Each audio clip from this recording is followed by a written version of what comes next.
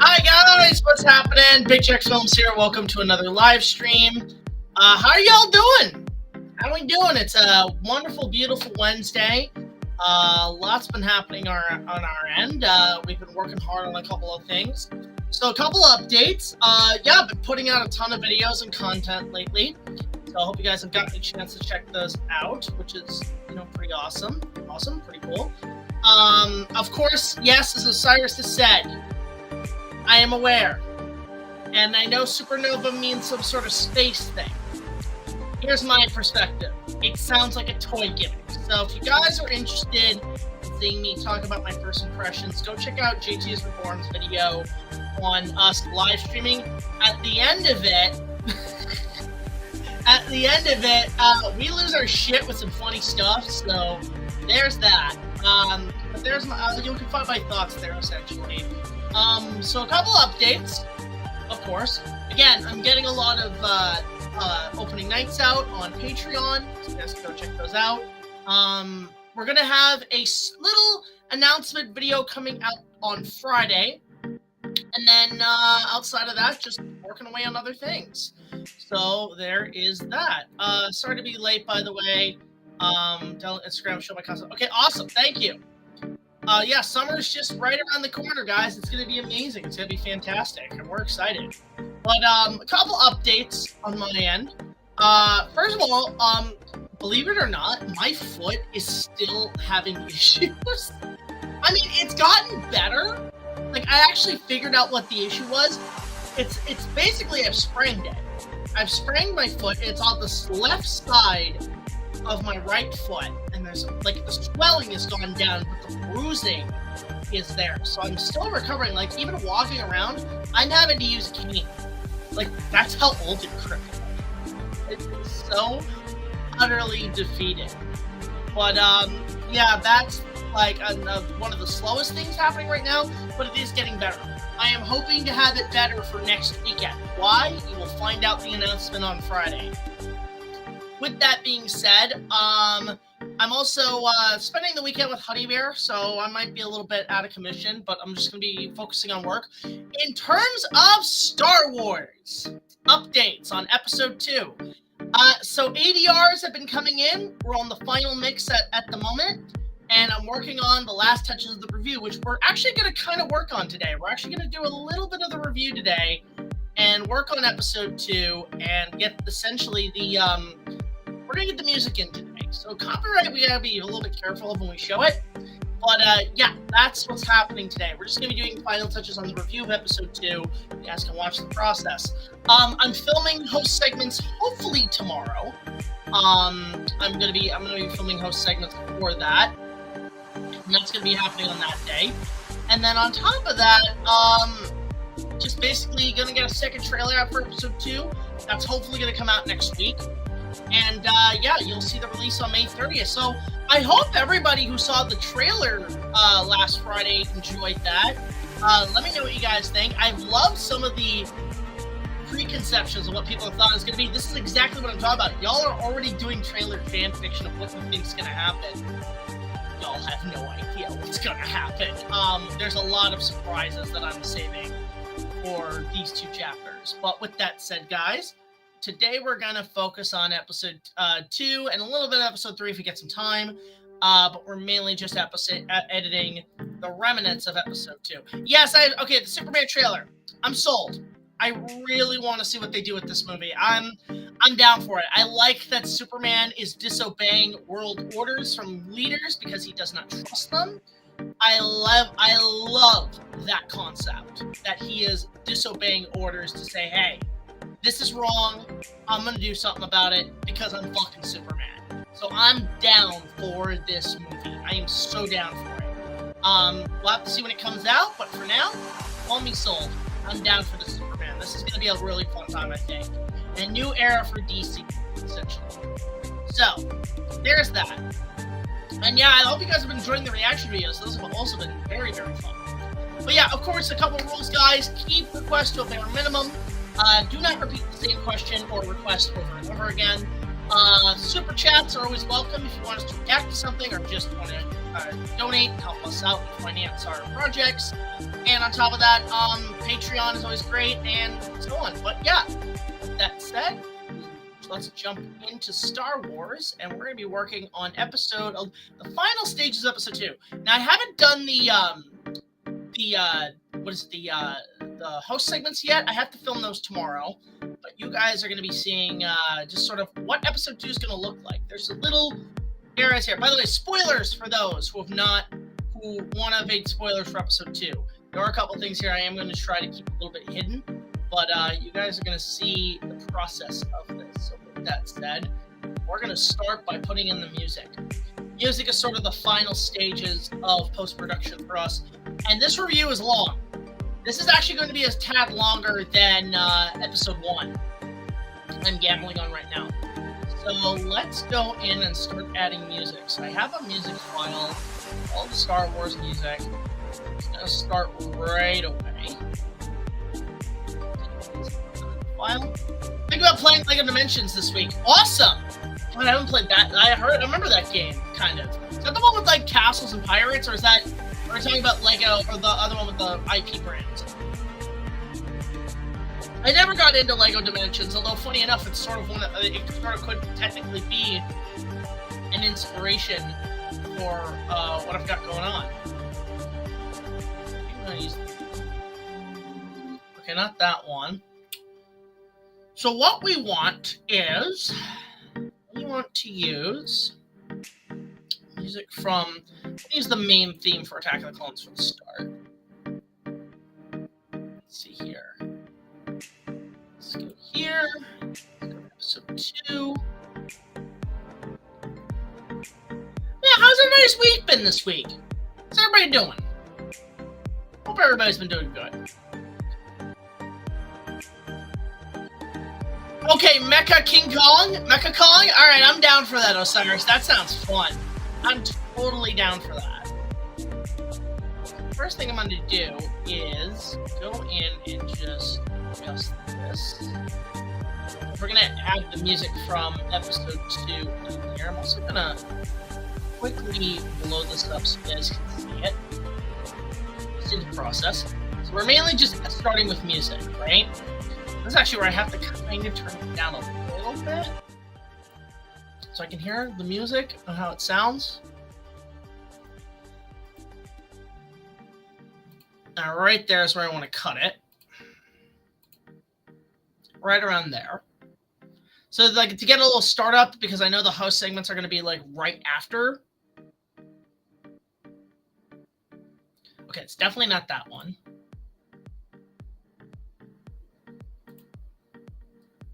Let's see here. I think we want to go a little bit lower.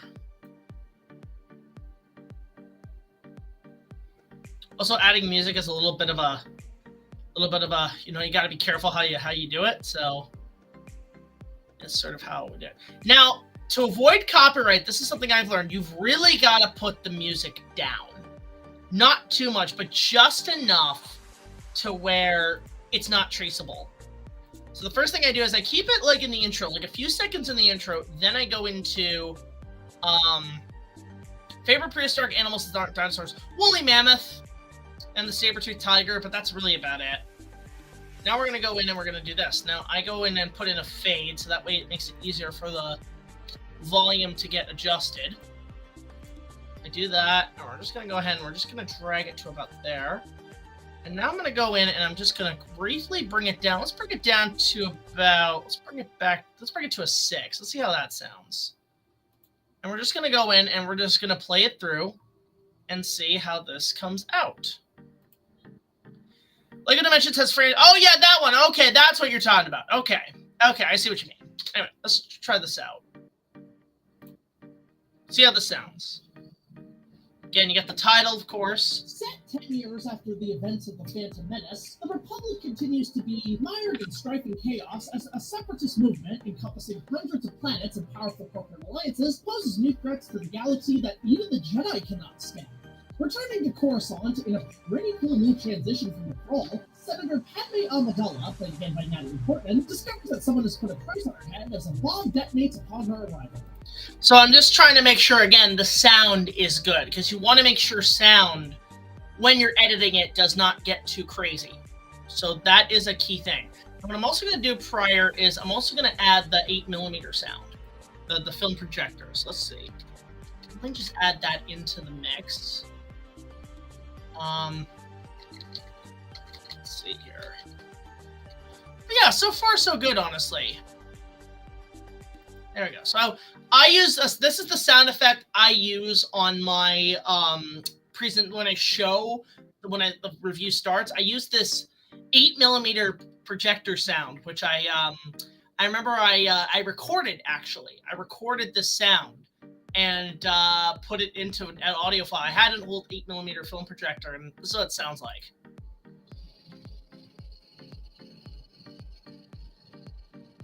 That's always been the sound effect I use. So we're going to go ahead, and we're just going to go ahead and just slightly, very slightly, bring it to about where that's going to start.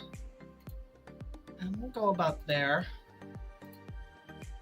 I'll just delete this for now and just like move this over. Because this is not the intro to the review. There's going to be a scene I film later that I'm adding additional stuff to.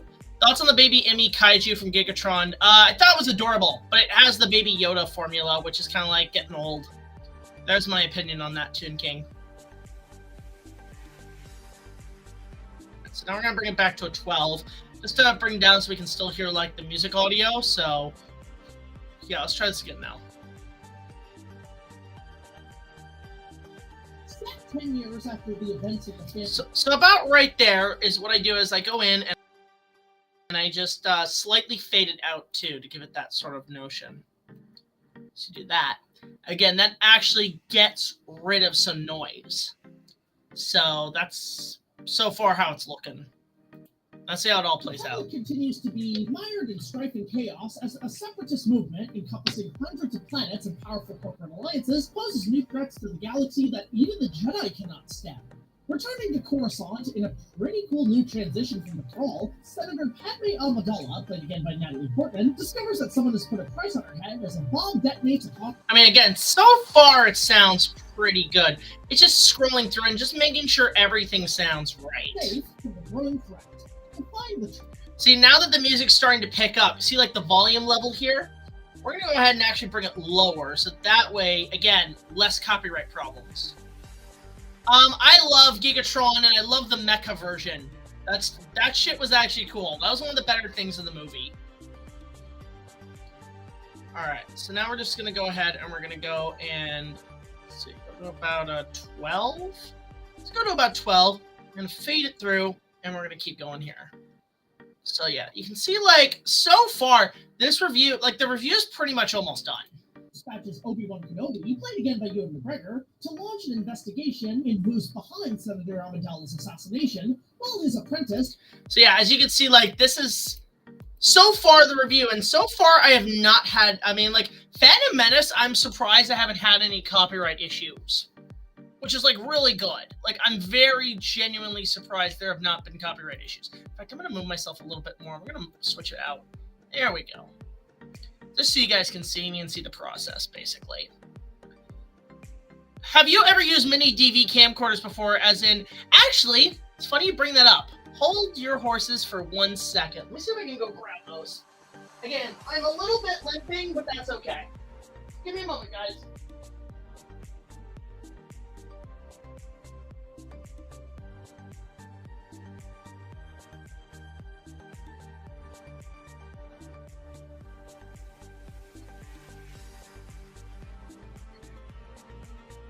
I'm not gonna make this many trips though with my shattered little foot here, but I can show you this actually.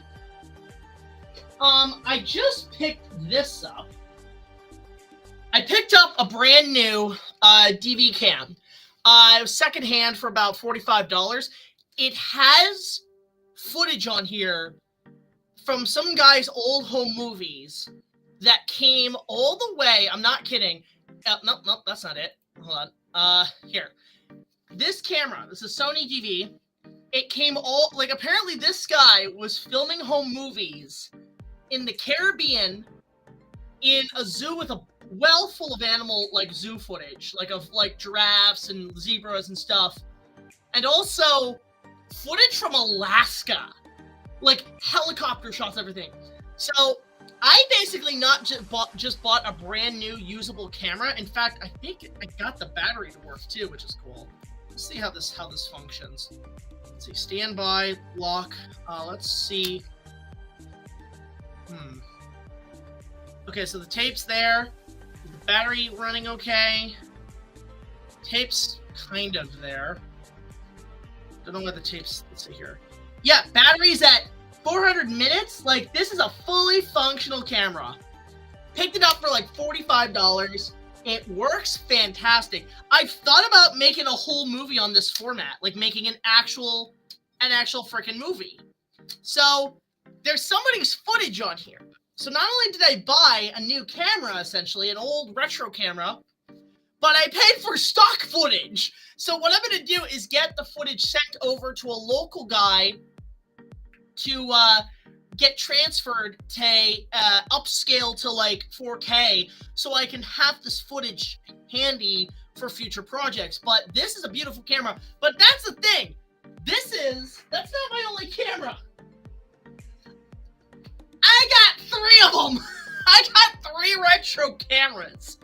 I'm going to be using these because I've always thought about filming a movie on this format. Like, whether it be like, the ideas are filming it in this format, rendering footage in this format, because I can't actually technically retroactively put the footage on here. I thought about making like a whole thing like this. And it's something I've been kind of tinkering with. My friends have been saying it. I've been saying a lot of people take retro cameras to events at Star Wars or Disney and film it that way. I think it's a great idea. In fact, I thought about doing a whole vlog in this style. I think that would be cool. So these are not HD. These are DVs. These are like, they take the tapes. So they're not the best quality, but they're really cool. So, yeah, I know exactly my thought, Osiris. I could make a whole movie of the stock footage. I remember seeing previews of it, Toon King, but I've never watched it. If it's on Netflix, let me know. But, yeah, that's sort of a thing that I thought was cool. I just picked those up, and I was like, all right, that's pretty sick. Anyway, let's get back to business. I just thought I'd share that. It's funny you bring that up. They are really cool cameras, actually. So, yeah, I have a second one. I'll just show again. I have a second one. Battery I have to figure out because for some reason it doesn't take, like, the batteries here. Actually, can it take? I wonder if it takes. It might take the same battery. Let me just check here. One moment. I'm actually trying to figure this out live right now. If it takes the same battery. Let's see here. Eject. Lock. Standby. Battery release.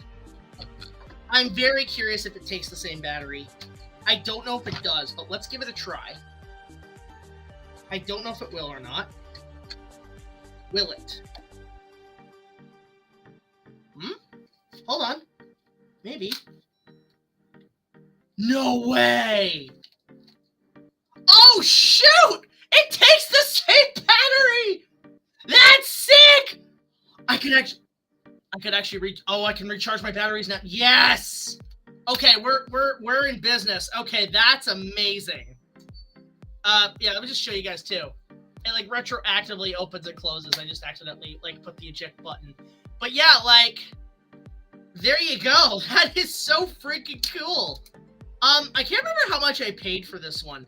I think I paid about like this one. I paid $15 at a Goodwill. That's your best bet, man. Look around those areas. That's where you can more than likely find these type of cameras. What I'm wondering is if this can take this and I can start charging it on this one. Let's see. Oh, I think I could charge my batteries on. Okay, you know what? I'm gonna start charging batteries. I'm gonna start doing that. Give me one moment. I actually have to, I should just start charging the batteries on this, but that is sick. One moment, guys. One moment.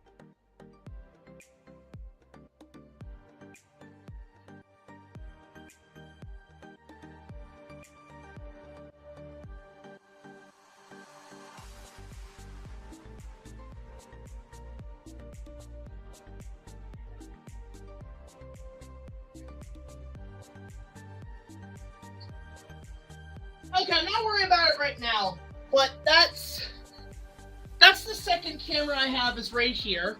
It's the second camera, but the third camera is this one. It takes different batteries. I think it's a later model, but yeah, it's a later model, but it also still takes it. Let me just see here. Yeah, this one still functions, I believe.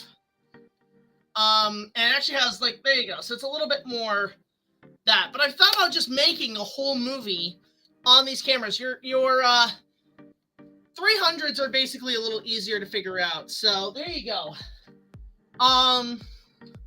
Let's see here. They're a pain to find. So Sony, all right, yeah, I don't know, but yeah, I have a lot of these type of cameras. So there you go. Look thrifting. That's your best bet, Lorenzo. Anyway, let's get back to Star Wars. We're a little bit behind here. Played by Christopher Lee, was preparing to go to war against the Jedi with a united droid army that could bring the Republic to its knees. Again, spoilers for Star Wars when I get to this review. So, 3 years after... Are you going to tell the same comic story with... No, I'm just thought about making a movie on that format. In fact, actually, I was thinking about this. Like, flashbacks on that format would be kind of cool. Just an idea. The massive hype of Episode 1 was briefly applied to the follow-up at the turn of the century? Yes and no. Well, I was at this point taking... Alright, so yeah, so there's a lot to cover on this one, but what I'm going to do is I'm going to slightly keep the volume down a bit more than before. Let's see here. Hi, Alejandro. Good to see you. Welcome.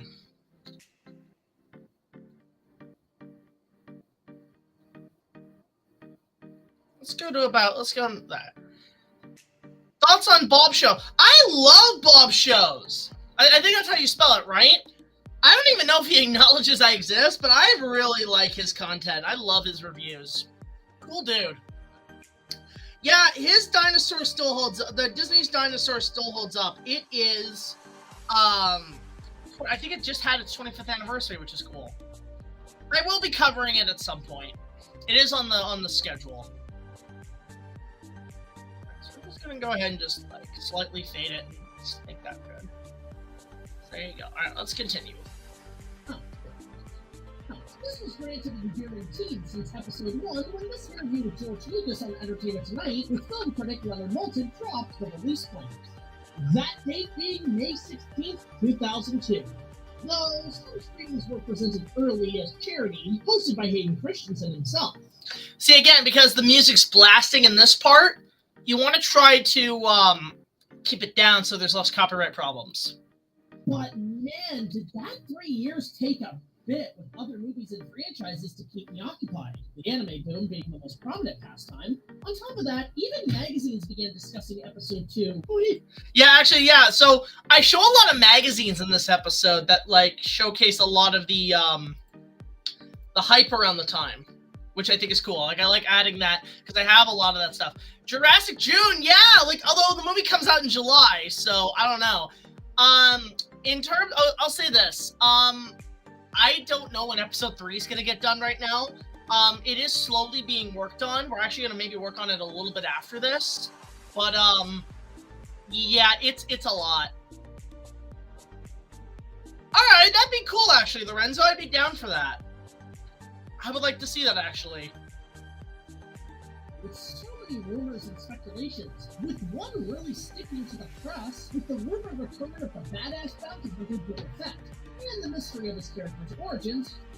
Yeah, so yeah, basically we're just kind of skimming through. Okay, I have now made it a goal, because I have a group of friends in the chat, we constantly quote Thumb Wars, to put as much Thumb Wars as possible. If I can fit a Thumb Wars joke in there, I will. So, I love Thumb Wars. Thumb Wars, like, that is Steve Odekirk's best stuff. Alright. And while I felt the same hype for episode... So again, we're just really going to... Okay, can I just say, I've seen this guy in several... Like, this shot used in a lot of essays on Star Wars, especially Phantom Menace. I'm just going to say it. Fuck this guy. Fuck this guy. Yeah, like, he is the embodiment of entitlement of fanboys. You want to see what he says here? You want to see exactly what he says here? This is how entitled this shit is. Watch this. This is 1999. On his way down. You didn't like it? No. I think I deserve a public apology from George Lucas. Fuck you! Fuck you! You are not entitled to that! I deserve a public apology from George Lucas. Oh, say that now, motherfucker. Say that now with the mouse in control. Say that now. Side note, I should say that Andor is doing really well. Hey, thank you, Toon King, for that super chat. Wild America is YouTube for free. I can definitely, if that is your Patreon sponsor of the month, Toon King, I can definitely do that. I have to look into when you signed up. It'll probably be the following month, but I will definitely be putting that on the schedule. If that is something you want me to cover. But I really appreciate the super chat. I will definitely be getting to that. Thank you so much. That might be something I can do. So here's the thing, Osiris. Honeybear is, we've been, like, doing all of our work, like, virtually. She has been really busy. Like, I haven't seen her in, like, a couple weeks. Like, her and I still keep in touch, like, every evening, every night. And, she's doing great. She's coming up this weekend. But because we're both working on our stuff right now, on our projects, side note, guys, go check out resiliencymedia.com. Osiris, hit them with that link. Her website helps kids on low-income housing get proper therapy. She's been doing really good right now. She's been rebranding her stuff. Guys, go check it out. It's amazing. But we've been keeping in touch virtually. We've been sharing our content. We're both, like, doing an amazing job, so it's good. It's good. Yeah, it's just because of money, time, and distance, because she lives like 2 towns away from me. It's been, financially, it's been tough, but honestly, we're doing pretty good. We're doing great, and yeah. And also, again, big announcement Friday. Like, not a big announcement, but just something that I'm going to be a part of is going to be announced Friday. So, there you go. Is it out of sync? That's weird. I guess it might be your signal, man. I don't know why Doug hasn't covered it yet. I know, I've been actually catching up. I have not watched the last 3 weeks of Nostalgia Critic. I just watched his review of Stargate, and there's a new joke he put in that I was howling. I'm like, that's perfect. And then I did watch it. I got halfway through Spy Kids, and I was just like, okay. I remember this movie being kind of boring. But there you go. All right, but anyway, the point is, fuck this guy. Given Phantom Menace was such a massive disappointment, the hype for Attack of the Clones seemed to be lesser this time around. Yeah, sure. Okay, now this is where I have to kind of slightly fade it. We're gonna take this, we're gonna copy it, we're gonna go here. Just gonna fade it there. Yeah, I will say this. Episode 2 has the best teaser trailer of all the Star Wars movies. Breathing is one of the greatest teaser trailers of all time. So. Yeah, sure, the trailers and TV spots dominated the spring and early summer with arguably one of the best teaser trailers of all time. Yeah, I know. I too have seen Brendan Tindall's review of 85. Hey, imagine the same critique about the first Godzilla movie. Kids crying, dead parents. Ah! Be more funny! Be more funny! Dick. That's what I think. This is one of the greatest teasers of all time. Just gonna say. Love Breathing.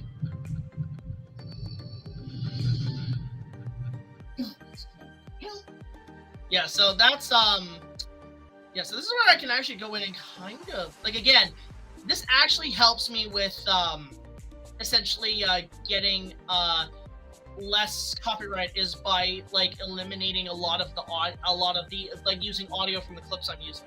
Hi, Starmaster! Good to see you! Welcome, welcome, welcome. Welcome to the chat. We're just editing doing final touches on episode 2 right now, so you can come join the party. In fact, there's a party I'm going to next weekend, so look forward to that.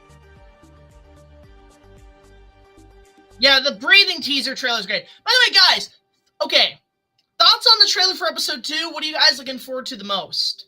Let me know. So this is one part I'm going to bring up quickly. I'll show this part. God, that's chilling. Hell, there was even a teaser before that one that came out during the film's production. But it turns out it was a fake trailer made by a fan on theforce.net. But it did garner a ton of media press at the time. At first glance, it looks legit. This trailer, downloaded 500,000 times from theforce.net, is the creation of a fan. Right before we go back to the scene with the lightsabers, it's actually from... Again, the quality's old because this is like an old file from a news report. So yeah, fun fact, this teaser for Attack of the Clones got news coverage because it was downloaded 1 million times. This is back when the internet, when you got 1 million something, you were a star. And it actually got the attention of Lucasfilm as, quote, a appreciation of fan enthusiasm. And then on top of that, like, they were picking the trailer apart. People actually thought this was legit at the time. So this is essentially what I consider the birth of the fan trailer. Like the fan trailers. Like fan trailers are a totally different art form. I love fan trailers. This one is the one that I would agree started this trend back in, 2000, when the internet was well young. The fact that back then they could take a clip from Braveheart on like old 180p formats and put the lightsabers in, you know what? Whoever made this, we never knew who this guy was. This guy's a legend for making this trailer. Lucasfilm calls the trailer putting here a nice expression of fan enthusiasm. Making it essentially the first of the summer. Like, this is how far these fan trailers went. They would take shots from the movie, from the old movies, and they would put in different backgrounds. So clearly somebody back in 2000 2001, 2002 had the time to take the shot from Return of the Jedi, crop out the black, and put in the Coruscant to make it look like, oh, Palpatine's already the Emperor in episode 2.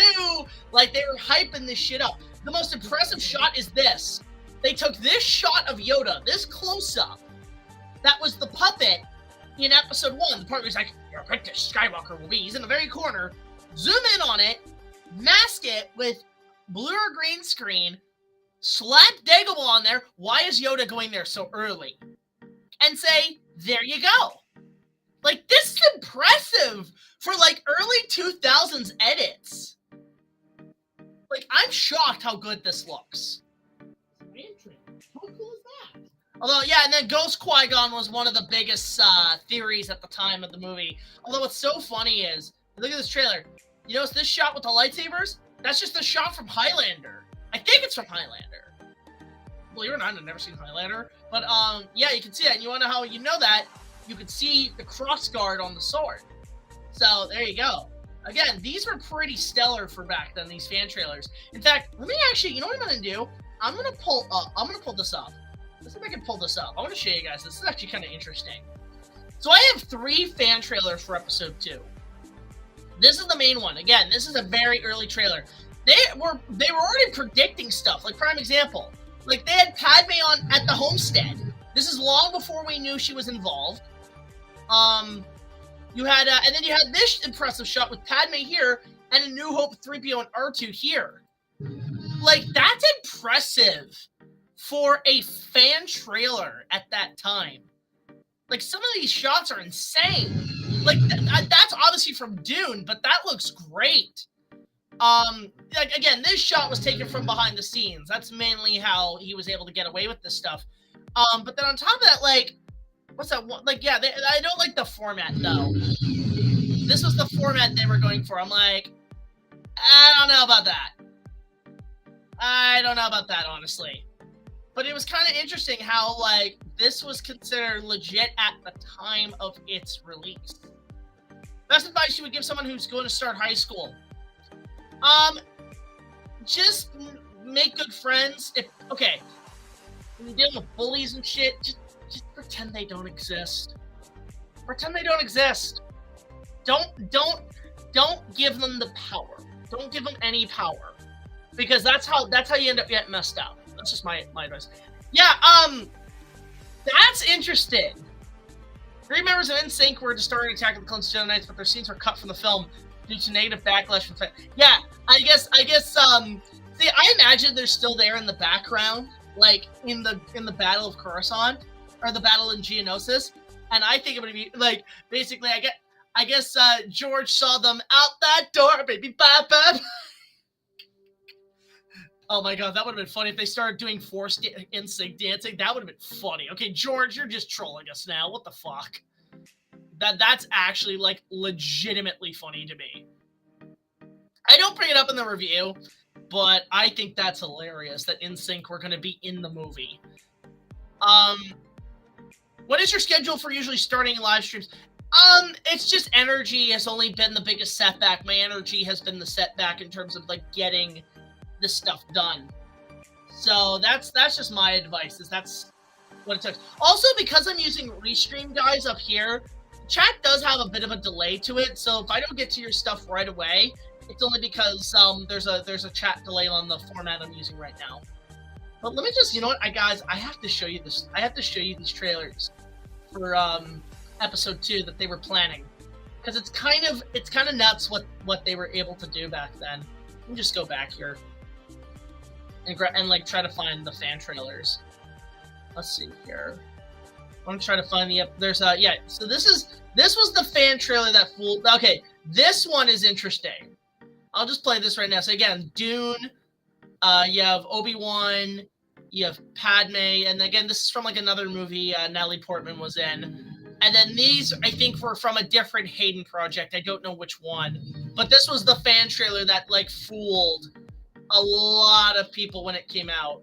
Like, this was the one that fooled. Like, Jimmy Smits was already involved. So, back then, you know, yeah. What's that scene from The Exorcist? Why was he in the movie? What was the original rumor about that?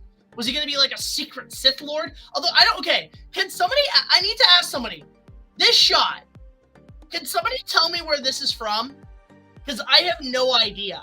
I want to know where this shot is from, because with this trailer, they added like a lightsaber, and all I'm thinking is, that is a cool looking Sith Lord. I don't know who it is, but I like this one. Like, I like whoever that, I don't know what movie that's from, but like, that is, I don't know which movie. What was the question, Issa? Thoughts on again, Terra's cool. I've already repeated that question a few times, I think. I don't know where that meme came from, the Allosaurus meme, but again, like, you can see, like, yeah, Christopher Lee was already rumored. I like this shot where they took Obi-Wan's lightsaber and they replaced it with green, almost like he was going to have a green saber. I actually would have preferred him with a green saber, where he just takes Qui-Gon's sword, or if he had, like, a blue and green lightsaber. I think that'd be cool if Bigfoot was real. But yeah, so, like, I'm always like this shot of Obi-Wan, like, where the fact that he had a green lightsaber. But yeah, like, where is that Sith Lord? Where is that from, that shot? I like this shot where, like, he took multiple shots of Boba Fett and made it look like that's the clones. I kind of like that. That's from Dune. Yeah, that's clever, the way this guy put the lightsaber in. But yeah, this shot, where is this from? Can somebody please tell me where this is from? If you know where it's from, let me know in the comments. But yeah, so there's that shot. But yeah, that Empire shot, that's from Dracula. That's Gary Oldman. Although what's funny is, he kind of quickly showed it. It looks like Palpatine. It looks like Darth Sidious. So it's like, oh wow, okay, clever move. So yeah, you can see, and then yeah, Walken. Why is Christopher Walken? How is that Christopher Walken's? I think the biggest question is, why isn't Christopher Walken in a Star Wars movie? Why isn't he? That's the big question. What if Casmosaurus from the Lost World toy line was actually in it? That'd be cool. I'd be down for that, Nisa. Again, like, this is a fan trailer, but there was another fan trailer. There were a couple of them that came out at the time. Is this one? No, that's just the trailer. There was another fan trailer of episode 2. This one. Well, that's the news report, but I'm trying to find the, there was another trailer, like a fan trailer for episode 2, and they changed it. I think it was it this one? No, there was, well, I'll get to that later. Let me see, there was, like, yeah, so there were a couple fan trailers at the time episode 2 was, in production, which I think is actually really interesting. There was all that involved. Okay, right now I can't really find that other fan trailer. Because I'm using fan trailers are something I want to bring up in retrospectives because not many people use them. Was it this one? Yeah, okay. So what's funny is one of the runners up for, I love Harry and the Hendersons. That's just a fun family film. Yeah, who is the man behind the clock? That is my biggest question. But there was another version of the same fan trailer, and this was before Hayden was cast, because the runner-up for Anakin was, of all people, Leo DiCaprio. He was up for the role of Anakin. So there was, like, the same fucking trailer, but this one had, I like that use of, like, a younger Ewan McGregor, but this one had Leo DiCaprio involved. Like, this is a totally different trailer, but you can see that one. I don't know, honestly. But yeah, you can see, like, it's the same trailer. They just did different shots. And this one had, yeah, Ralph Fiennes in a Star Wars. Hello? You know what? Ralph Fiennes is Darth Sidious. Or, no, Darth Plagueis. Let's fucking go. Darth Plagueis. That needs to happen. I would like to see him as Darth Plagueis. I think Ralph Fiennes would be great at that. Or just him as a Sith Lord. I think would be incredible. But yeah. Really? That's cool, actually. Again, this is another fan trailer. This one had Leo as Anakin.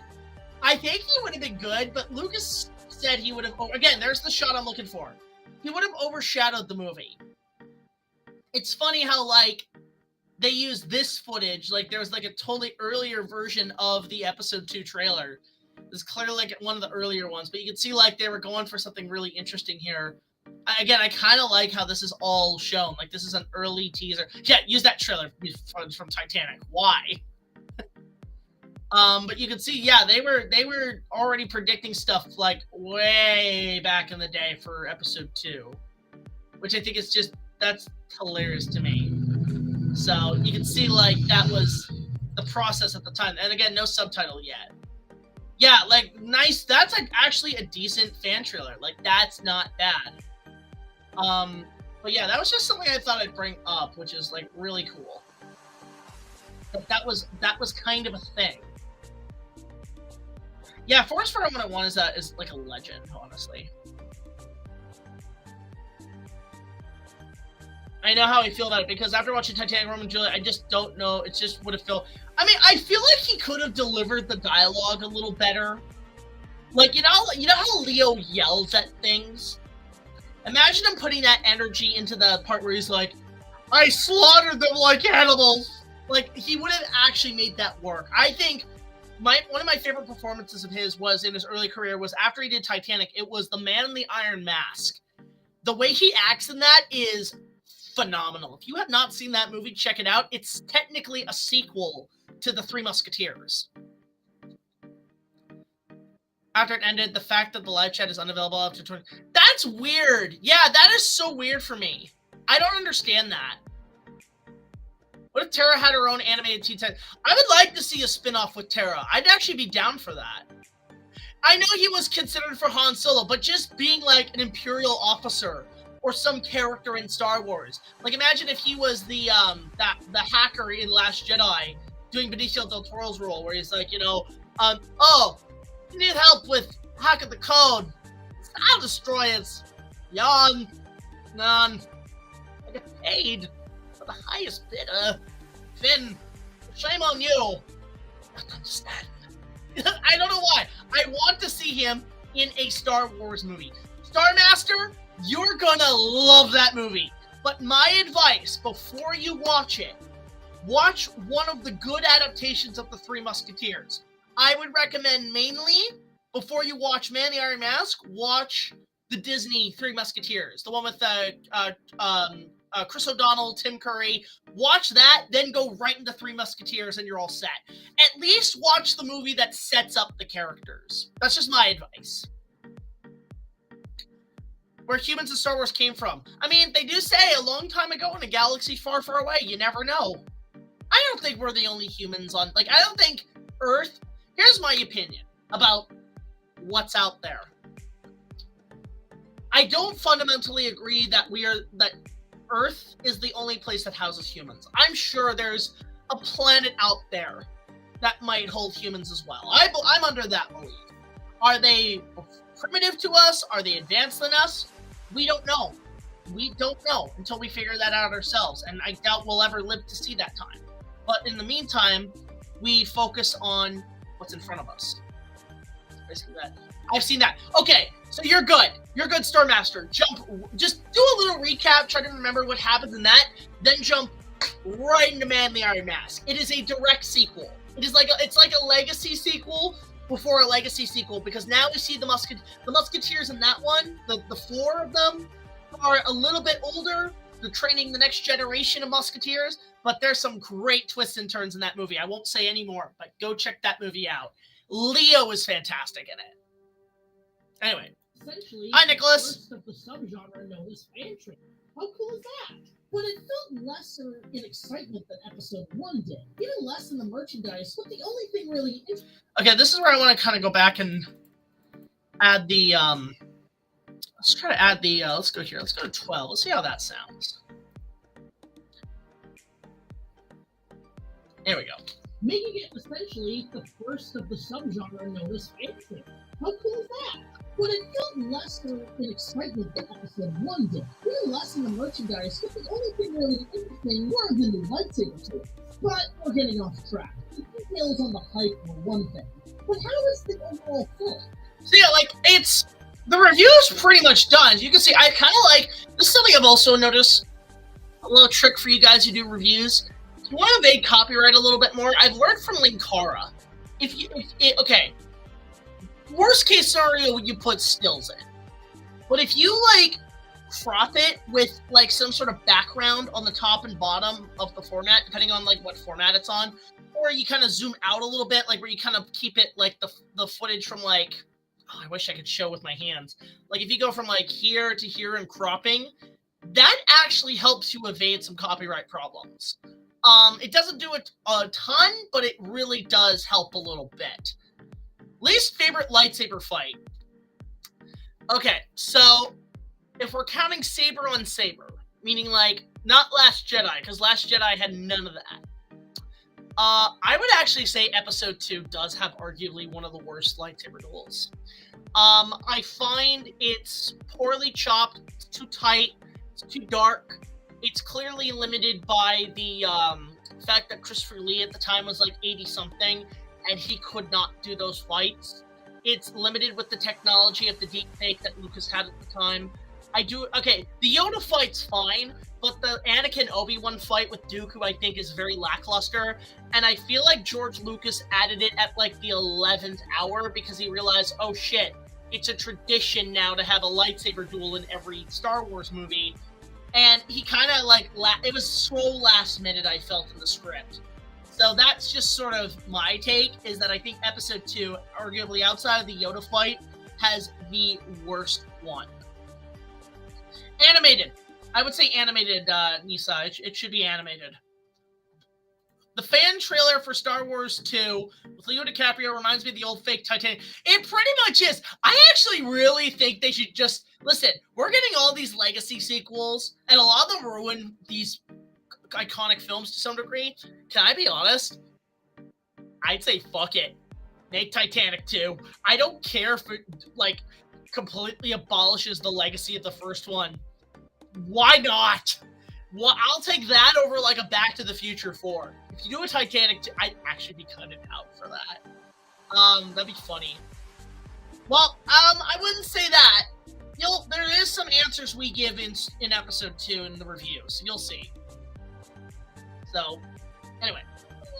I'll admit, out of all the films in the prequel trilogy, Episode 2 I've had probably the most conflicting opinions on for the last 20 years. There's times I love it, and times Okay, let's see here. Okay, so clearly, so now we have to go in and kind of just start adding more music here. So let's go up to our music section. Let's see here. I'm going to go here. Let's see, Episode 2. What have we not used? Well, that one's got a lot. We could probably use that one, but let me just see here. No, I'm not going to use the main theme because I do not like how that comes out. So I'm just going to get rid of that. Let's see here. I'm just trying to get rid of that. Hang on. Let's see. There we go. Let me use that. Okay, here we go. Just going to try to, like, skim through the music here. Yeah, I don't want Back to the Future 4. I've actually thought about bringing back the Let's Talk and doing a Back to the Future themed video on that, because expressing how, like, I don't want a fourth movie because how much it's going to ruin it. Like, I think that's Bob Gale and Robert Zemeckis' idea now. Like, their opinions change. They've never wanted to do a fourth one. It's in their contract. But I think now they're thinking, you know what? Now we're definitely not doing one because we know they are guaranteed to fuck it up. I know damn well that's what they're thinking. They are guaranteed to fuck it up. And I'm with them. I agree. Do not make Back to the Future Part 4. No. Absolutely not. It's not happening.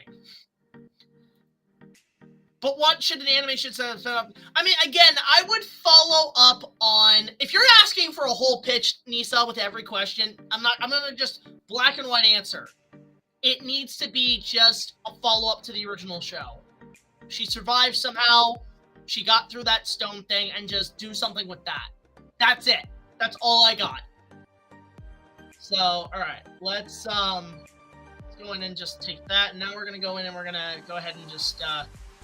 this stuff patched up now. So let's go to about a 12 here. Okay. That'd be interesting if we got that. There's times I love it, and times I get bored of it. There are times it brings here we go. to some amazing moments, and other times it can come off as poorly planned and lazy. So, my relationship with this movie is much like Anakin's conflict in the Jedi Order. You love it. Yeah, so this is where I have to kind of go in and slightly trim it a little bit. A little bit, not too much. Let's see here. Let's go here. Go here.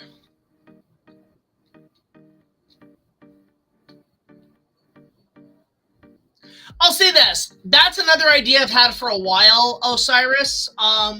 But mainly, okay, it may sound like I'm talking about how I don't want one, but there's a twist to it. I'll say this. There's a twist to what I want to talk about there.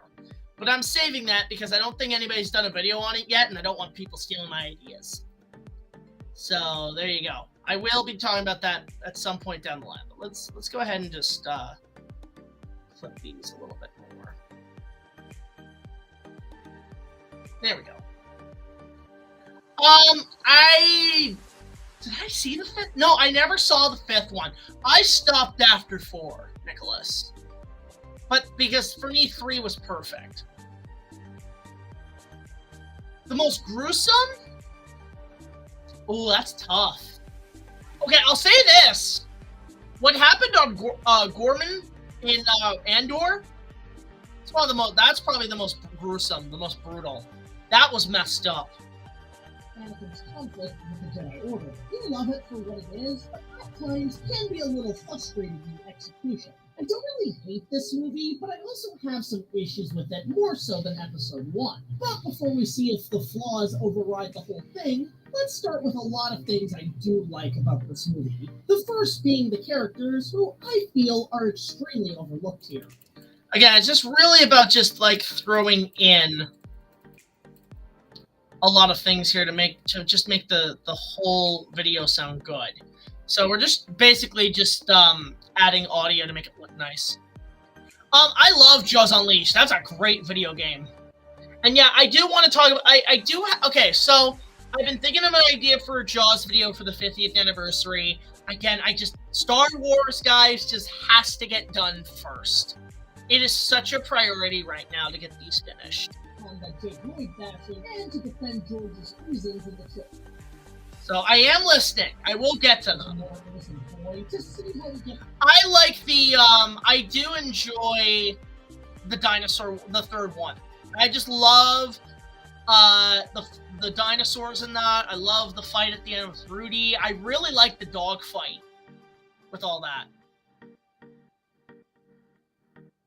I mean, it's not a bad idea, Nisa. I mean, it's something to really consider maybe at some point. The young, ambitious, but stubborn Padawan learner we see in Episode 2. This is a kid who is stripped from his mother, taken to worlds he's never been, freed from slavery, and put... Again, we definitely have to like go in and just really make this a little bit lower, because I can tell like that audio is going to be a problem with copyright. So we got to kind of fix that a little bit.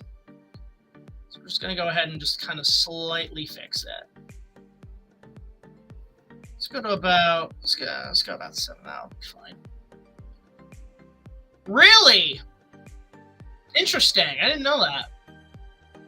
Again, as a more innocent boy, to see how we get the young, ambitious, but stubborn Padawan learner we see in Episode 2. This is a kid who... I agree with that, Nicholas. Mother, taken to worlds he's never been, freed from slavery and put into a religious culture that, while he always wanted, feels very restrictive.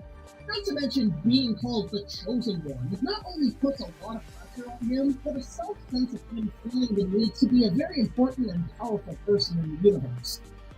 Yeah, and it's really just, again, trimming the fat to make this all feel right in execution, so there's like less copyright problems. No worries, man!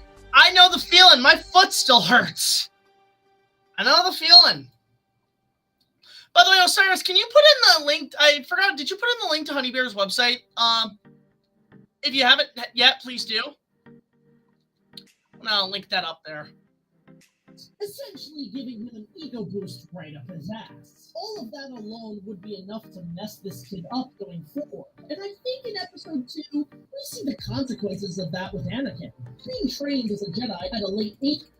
So we're just kind of going in and okay, yeah, this is where I have to add this part. Is an especially good performance. It's still describing him as a Dawson's Creek reject.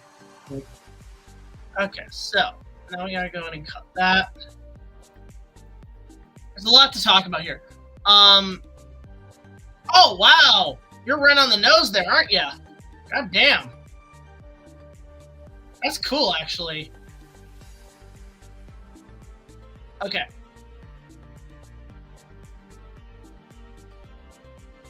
That'd be cool, actually. I'd be down for that.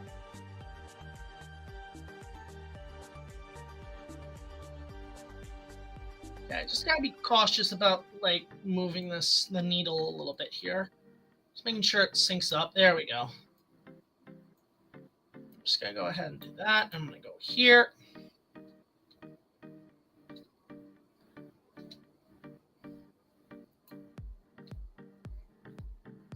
Hope you guys are enjoying the stream. Again, this is just sort of just something I figured I'd do while we're all like waiting for episode 2 to happen. I'm literally on the final stages of post-production here, which is like really nice.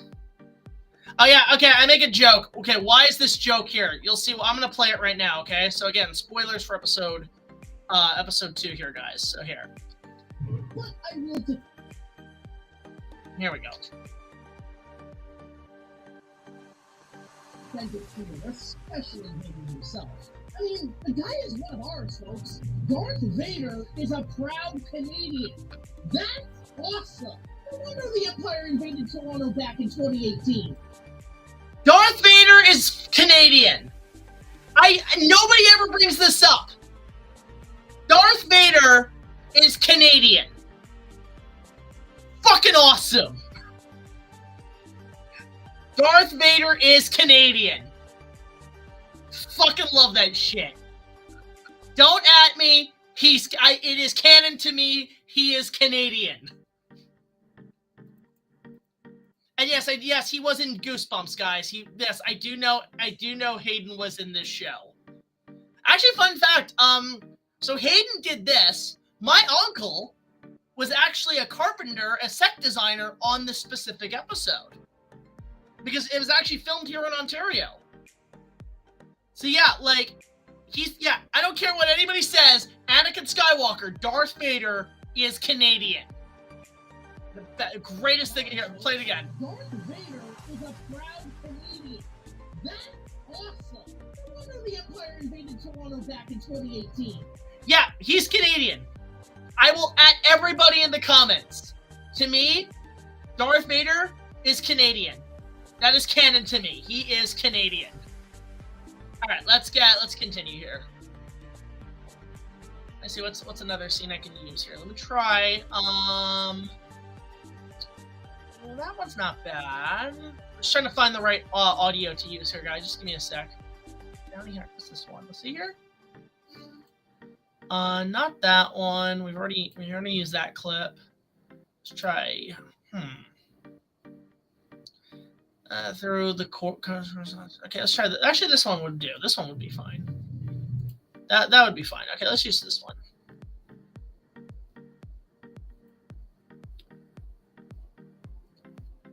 Does that mean Canada is in Star Wars? Yes, it is. The planet Canuck. There you go. The planet hockey. It's in the shape of, and we have starships, and they're in the shape of hockey sticks. And maple leaves. The continents are made out of maple leaves. See, we've had Turkish Star Wars. We've had Brazilian Star Wars. Where's I guess, call my show Canadian.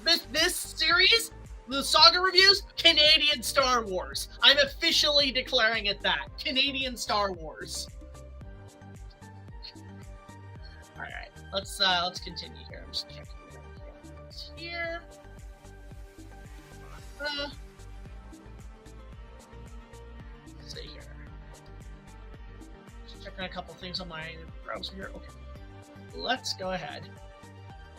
Yeah, I mean, that's a little Jar Jar joke, but go ahead. He auditioned on a whim, and George liked what he saw in him, describing Anakin as having a James D.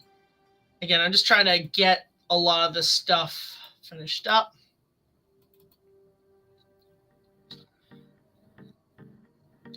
Look out! Here comes. Oh my! Look out! Here comes Bowser! Oh no! The Bowser!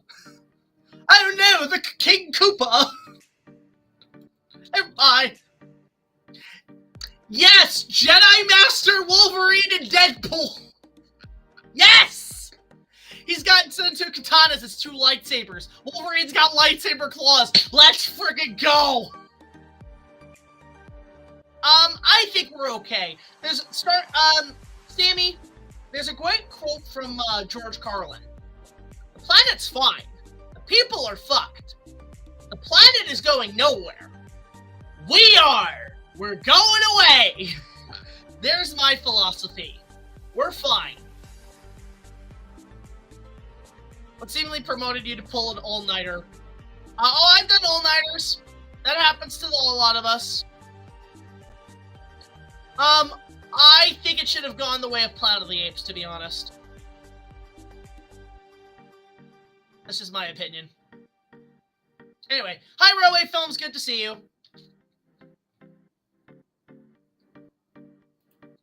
Sponge. Oh, God. Though, fun fact, one of the runners-up for Anakin that both audiences and fans considered near perfect. By the way, minor spoilers for episode 2. And a piece of Star Wars history that is kind of forgotten about was, of all people, Leonardo DiCaprio. Yep, that is actually was a rumor at the time that he was going to be Anakin Skywalker. I like Mako sharks. I like hammerheads. What's that one that looks like the fucking devil's eyes? Like the eyes with the sharpie teeth. I know they're not actually like dangerous sharks, but they're really freaky looking. Oh, was this a tiger shark? Let me do the right reaction. A what? There we go. I am aware. Okay, guys, no spoilers about Rebirth. I am trying to evade them, so please keep those to a minimum.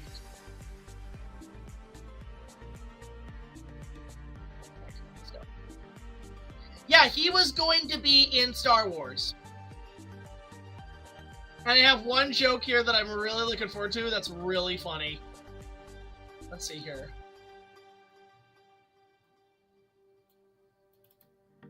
I'll play this joke because, like, okay, so this is a magazine I've had since episode 1 that had, like, talking about how, like, it was going to beat Titanic.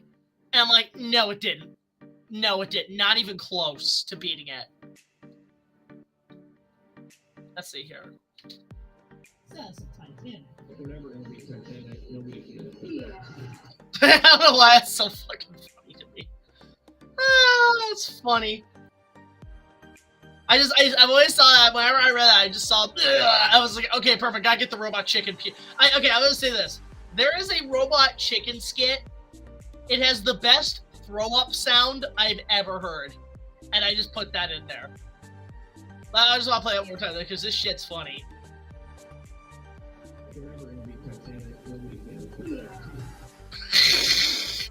That's always gonna be funny. Hi, Lorenzo. Good to see you back.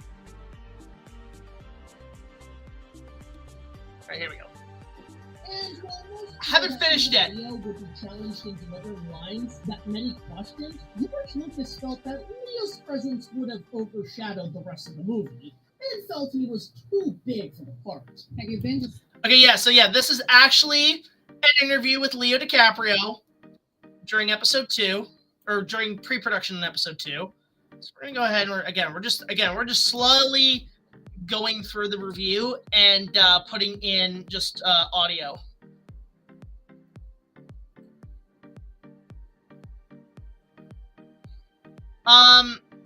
Goblin sharks are freaky. I'll play this interview that he had. Maybe that was George's intention. He wanted Leo in because, oh, then I could beat Titanic's box office records. I think Tara would kick his ass. Yeah, I love that. George Lucas Somebody did a deep fake of Leo, so I'm just using that for references. approached you about playing Anakin Skywalker? Approach. Sure. I we talked about it. I don't know, but there's no like let's go or anything. Would you consider it? I'd consider it, yeah. Well, that didn't happen, did it? I think, again, we bring that up.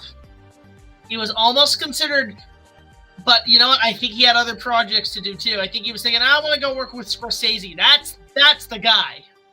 I want to go work with Scorsese and shit. Sorry, George. I love you, George, but, like, I'm going to go work with Scorsese. I'm going to make that Gangs of New York movie. And a couple other movies. I think that was George's true intentions. I'm just checking here.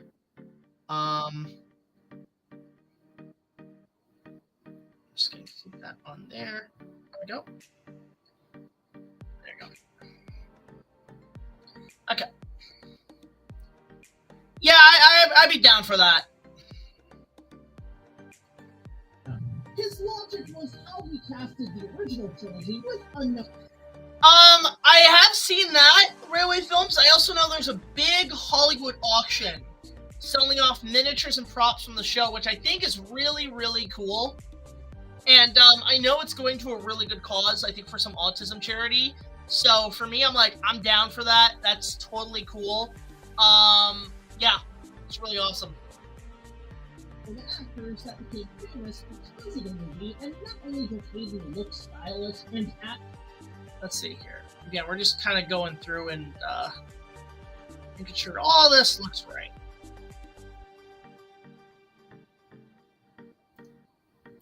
I gotta kind of actually shrink it up a little bit so I can see what I'm doing. There we go. Lightsaber was a breeze to him. Okay, so this part, yeah. I will say this. This is something I will bring up. A lot of my character's fighting style is based on Anakin. Because I love his fighting style. It is so fucking badass. Given as a Canadian, he didn't actually play a ton of hockey, so picking up a lightsaber was... It's in our blood to pick up sticks and twirl shit. It's in our Canadian blood. It's a breeze to him, and he trained hours upon hours every day with stunt coordinator Nick Gillard on the lightsaber series, and Hayden manifested his own fighting style, which I absolutely love. He combines the fighting prowess of Obi-Wan in Episode 1, but makes it his own. And I'm not gonna lie, a lot of my fighting style was taken from Hayden's work, because it's just so goddamn cool. Look at this guy go! Oh my god, it's so fucking cool. It's so fucking cool. Oh, R2-D2 is awesome. Love R2-D2. One of my favorite characters in the whole series. Yeah, we're getting there, people. We're getting there.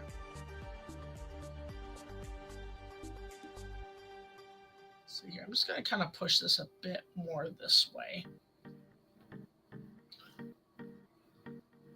But yeah, we're getting there, people.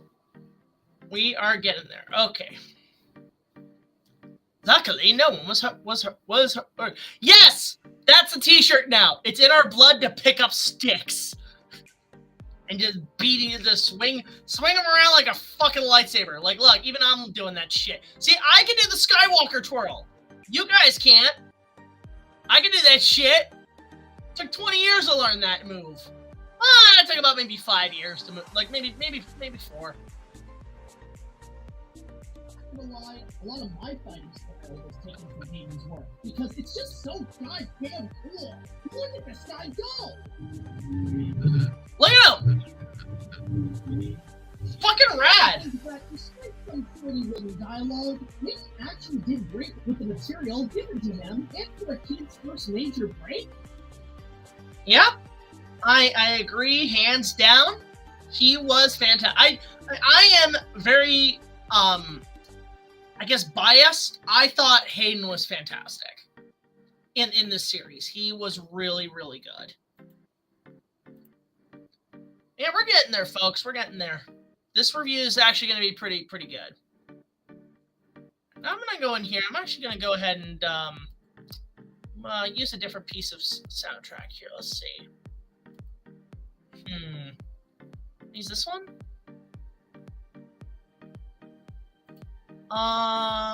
Try this one. Nah, I'm not feeling that one. Let's see here. I can use this one. No, let's do that for later. Let's go with this one. I'm gonna bring it down to maybe like a 6. There we go. I've never seen that movie, but I've seen the memes that it's sprung. Favorite video game songs? I mean, I like the tracks from Tempest 2000. I like Donkey Kong Country has a great soundtrack. Spyro, Dragon has a great soundtrack. Those are my favorites. Personal favorites right there. Alright, let's move on. But the hero, of course, can't overcome the dark side without the love interest, which is where Natalie Portman comes in returning to the role of Padme Amidala. Again, we're just trying to go through here and make sure this all sounds good. And while again some of the setups and dialogue are questionable, I actually do buy their chemistry together and do want to see them fall in love within the film. The poetic nature is meant to mirror... Again, I'm just going to try to bring it down a little bit. Let's bring it to about a 12. That might be too loud. There we go. Let's see here. Well, there is a Jedi named Shaggy. I'm not kidding, Star Master. I am going to see it. I've already talked about it with Sean on Jitsus Reborn on his channel. Some dialogue are questionable. I actually do buy their chemistry together and do want to see them fall in love within the film. The poetic nature is meant to mirror the romance between Han Solo and Princess Leia in The Empire Strikes Back. I'm not a big Sonic guy, but I will say Supersonic Racing is an incredible song. I really love that song. But here it feels a bit more traditional, like Romeo and Juliet in outer space. And I think Natalie did a lot better here than in episode 1. She's not only given more to do, kicks ass much. Yeah, and this is just sort of going through and just making sure all the things click here, you know? When she's with Anakin. They allow her character to expose more of her own needs and desires and shows her making more aggressive decisions based on her own emotional needs and reactions. This gives the character, in many ways, more development, and we now hope she makes it out of the adventures alive. It's clear by this point that Natalie wanted to push her acting skills more, given she was now offered more roles in Hollywood, eventually starring in other big IP films like V for Vendetta and the Thor movies. So it's nice to see her show off more of her skills. Yeah, you guys forget she was in that Thor's girlfriend is also Padme Amidala. Forbearing that sense of action that her daughter will eventually take over in the original trilogy. But once again, okay, so let's continue here. Yes, I am aware about the Supernova title. I do want to see how that all comes out. General Grievous is awesome. We talk about him a bit in episode 3, Osiris, so you got something to look forward to there. I think it's a toy gimmick. No worries, man. I really appreciate it, Railway Films. I really always appreciate fan enthusiasm for my content. Always love it when they come support me, and I always love the reviews I get. Again, guys, I would love to get feedback on episode 1, like what you guys thought about it, and on top of that, what do you got? Okay, tell me in the chat what you guys are looking forward to in episode 2. What are the things you want to see happen? If you can, okay, don't make any guesses of plot points, but like from what you've seen in the trailer, what do you think? Do you like what we're doing? Let me know.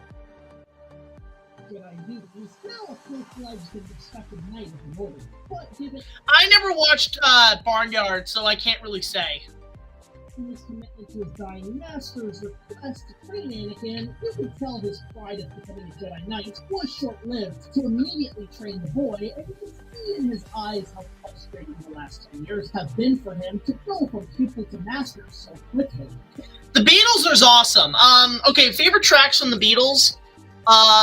I like a lot of stuff when can I be honest? I like them more when they split up. I like the post-band tracks, like My Sweet Lord by George Harrison is like the definitive pinnacle of hippie songs. Love anything John Lennon made was great. Imagine. He just was a great philosopher, a great guy who really knew how the world worked. Ringo, kind of hard, I'm going to be honest. Like, I love Ringo as an actor. But I think in the Beatles, he's the least prominent. I like his voice. I know because of Thomas, but I also just like him in other works. But I think Ringo is the least in terms of the band. But I think my top 2 are George and John. They were my favorites of the Beatles. Let It Be is probably the best thing they made. I love Let It Be. I love She Loves You. I love those tracks. Those are some of the best. I like the Beatles. actually, this is actually I'm surprised nobody's asked me this question, but I might as well just lay the groundwork of what are my favorite bands. What are the bands I listen to the most? My favorite band of all time is the Eagles. The Eagles and Don Henley. I know copyright is an issue with them, but I love the Eagles and I love Don Henley. My parents raised me on records, so I tend to have listened to a lot of classic rock. So I was always a fan of the Eagles. I had the privilege of seeing them live. Their show before that was actually the Dixie Chicks. So I got to see the Dixie Chicks and the Eagles live, which is cool. But the Eagles was great. I really like that. And then second favorite band, Genesis. And anything Phil Collins made after that. Fantastic. Phil Collins is one of my favorite artists of all time. The day he goes, I'm gonna be a sad man. But yeah, I love Phil Collins. Led Zeppelin, big fan of Led Zeppelin. Really love their stuff. Immigrant Song and Stairway to Heaven. Stairway to Heaven is my national anthem. But yeah, I love the Eagles. Coldplay, I am a huge fan of. I've been a fan for 20 years. I love Coldplay. I listen to them all the time. I think other artists I like. Oh, Genesis is incredible. I love Genesis. But when it comes, okay, I'm trying to think. I actually been listening to a lot more of the Police. I really love the Police. Flock of Seagulls. I really like. Solo artists. Seal. Jack Johnson. I really like Jack Johnson. Kenny Loggins. I like a lot of what he does. Single artist. They're mixed. It's things like, you know what? Nobody talks about it anymore. I love Akon. Akon's got some good tracks. Childish Gambino, I really like. The Weeknd, I really like. Well, that's more of the current stuff. When I was like a teenager, I grew up on like the 2000s techno era. So Cascada, Ethel 65, Aqua even. I listen to a lot of that shit. There's a lot of tracks like that. Green Day is another group I like. So I like music all around. I'm very mixed. There's a sense of lack of patience with Anakin's abilities progressing faster and lack of control to keep his apprentice in check from getting out of hand. Hang on a sec.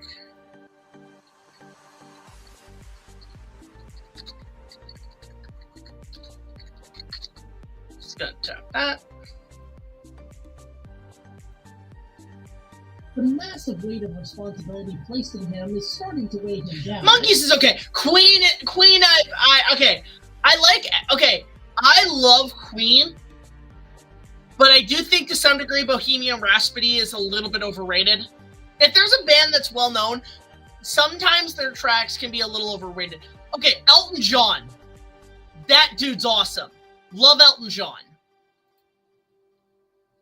Through their time together, and despite his frustrations with Anakin, he does try to be a good friend and father. Yeah, I dig Elton John. But also, you know, it's interesting because I really like a lot of foreign artists too. So, who wrote Boy Lamos from Wild Wild West? I can't pronounce his name, but I like that guy. I like that guy's work. I like a lot of stuff from Japan. Things like, Do As Infinity, Ayumi Hamazaki, V6. I like a lot of that stuff. Flash Gordon is probably one of my favorite albums Queen did. A lot of that stuff's the best. That shit rocks. Starship, and actually speaking of Star Wars, because they were in Star Wars, Starship, or Jefferson Starship. I love Starship. Starship's awesome. A lot of stuff in the 80s, actually. So, a lot of that shit. Given not just being a class That's a good one, Railway. But in his physical skills continuing to evolve. His saber skills have gone from flashy to more powerful blows. Yeah, I do like that one. That's good. AC/DC's good. I like AC/DC. Black Sabbath. Really do enjoy those. I want to go back to. I've never been, but I really want to check out the Jaws ride at Universal Japan. I've been hearing rumors they might bring it into, oh wow, okay, we crashed there for a sec. I've been hearing rumors they might be considering a Jaws ride at Universal UK. So Jaws might come back. And I'm 100% all there for it. If it comes back to Florida, we're back in business. And then after that, I'm going to say, that's great. Give me Kong. I normally keep my social media posts to like personal friends and locals. So, I prefer fans over that here railway film. Sorry. That's a good one. I like We Are the Champions. Oh, would someone have called Jesus Lord? Because we see him slowly evolve before the film. But I thought Anakin was. Yeah, actually, it's funny how, like, wasn't Anakin supposed to be Jesus, but everybody compares Obi-Wan to Jesus. Oh, no! B-movie? Oh, no! Oh, God! Oh, no, I'm gonna have to watch that later. God damn it. God damn it, Doug.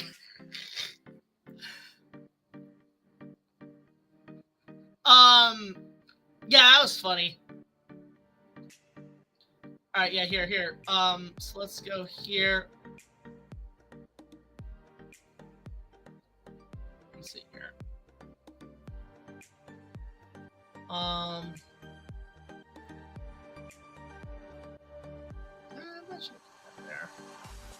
Yeah, this review is also very long. This one is right now, without like a couple things missing. It's an hour and a half. So that just gives you an idea of how big this one's going to be.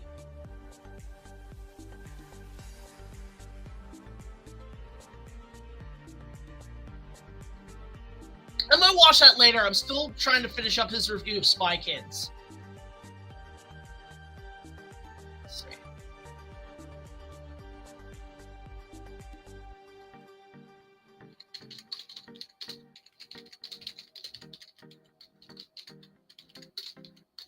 Yeah, it's like, guys.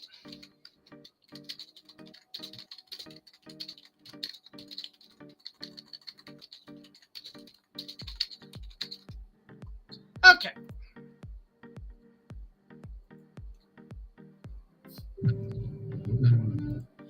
I don't know. They come and go. Nisa 49. Okay, I want to bring this up quickly. Again, when I talk about this in my review. Has anybody ever read the Jedi Apprentice and Jedi Quest books that used to... I think they're non-canon now. Those books are great. If you want, like, the young adventures of Obi-Wan and Qui-Gon Jinn, go read those books. Jedi Apprentice is fantastic. That is such a good book. Like, I really love those books. So there you go. I've never seen that in theaters, actually. Yeah, summer's gonna be great. I would highly recommend the books Jedi Apprentice and Jedi Quest that take place before Episode 1 and after. It's a damn good read, showcasing the adventures of both Anakin and Obi-Wan as Jedi Apprentices. Yeah, so I love those books. Those books are great. Yeah, you know the scene in Episode 2 where it's like, I haven't seen you this tense since we fell into that nest of gun dogs. It's in one of the Jedi Quest books. If you want to know what happened, go read that book. That book explains a lot of what happened. I have not seen that yet, Ben, so I couldn't say. I haven't seen that yet. It's funny, I was just on Film Chord's stream a while ago. He was doing some animation, which was really cool. Let's see here. Yeah, so it's all in this book if you guys are interested. Oh, shoot, you're down under, mate. You're in Australia. I know a few friends there. Crikey.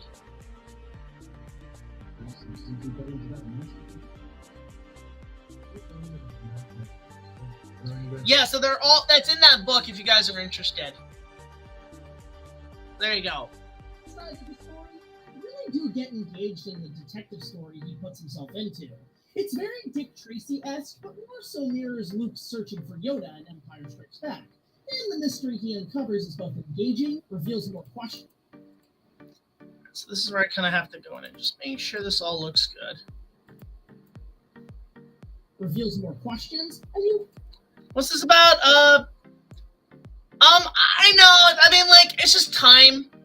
It's only if it's Kong, then I'm more interested.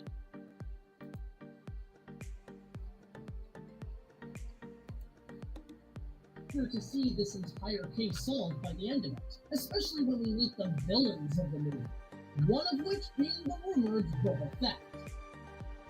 Okay, this is where we can get into some good stuff. That's not Coruscant. How are we with Coruscant right now? Let's see here. I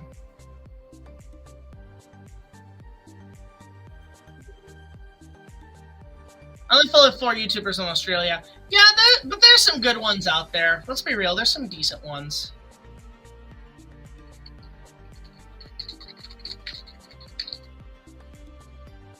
Okay, let's keep going. Never did Disney Quest. Never got to experience that, actually. Okay, so now we're back to where we were before. Let's check this.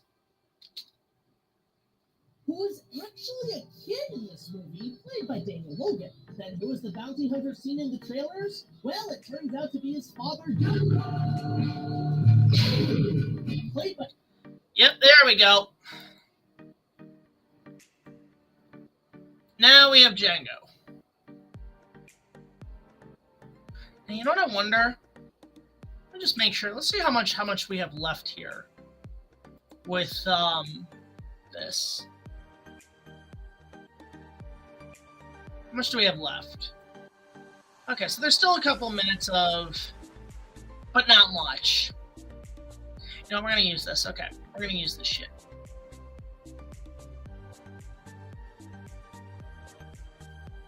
Let's go back here. We're at yeah, we were yeah, here we are. We were here. Yep, we're right there. Okay, let's go a bit further out.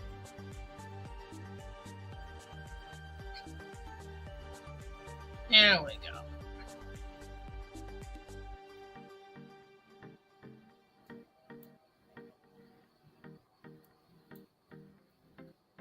There we go.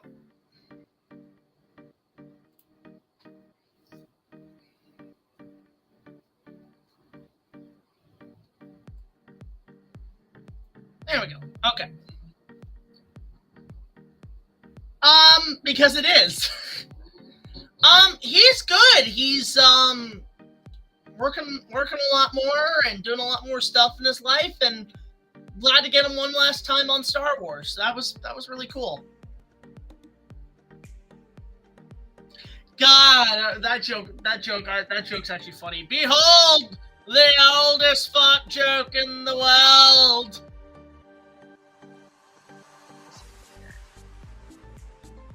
Let's go there. Let's mix that in. Yeah, we're doing pretty good, guys. Let's see here. Played by New Zealand badass who also plays the Golden Trojan. But the two are great here together as father and son. While we see what was rumored of Boba Fett's origins, Django makes the best impressions for audiences. Obviously named after the infamous spaghetti western action hero played by Frank Nero in the 60s. Ironic, given Boba Fett. Alright.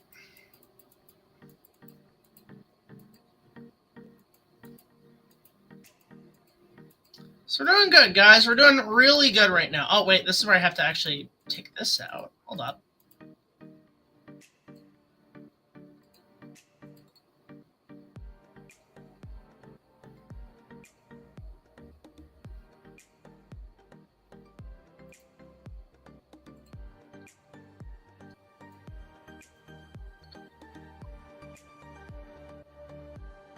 Really? That's cool, actually. I didn't know that. Like, could you actually? Or was that a set piece?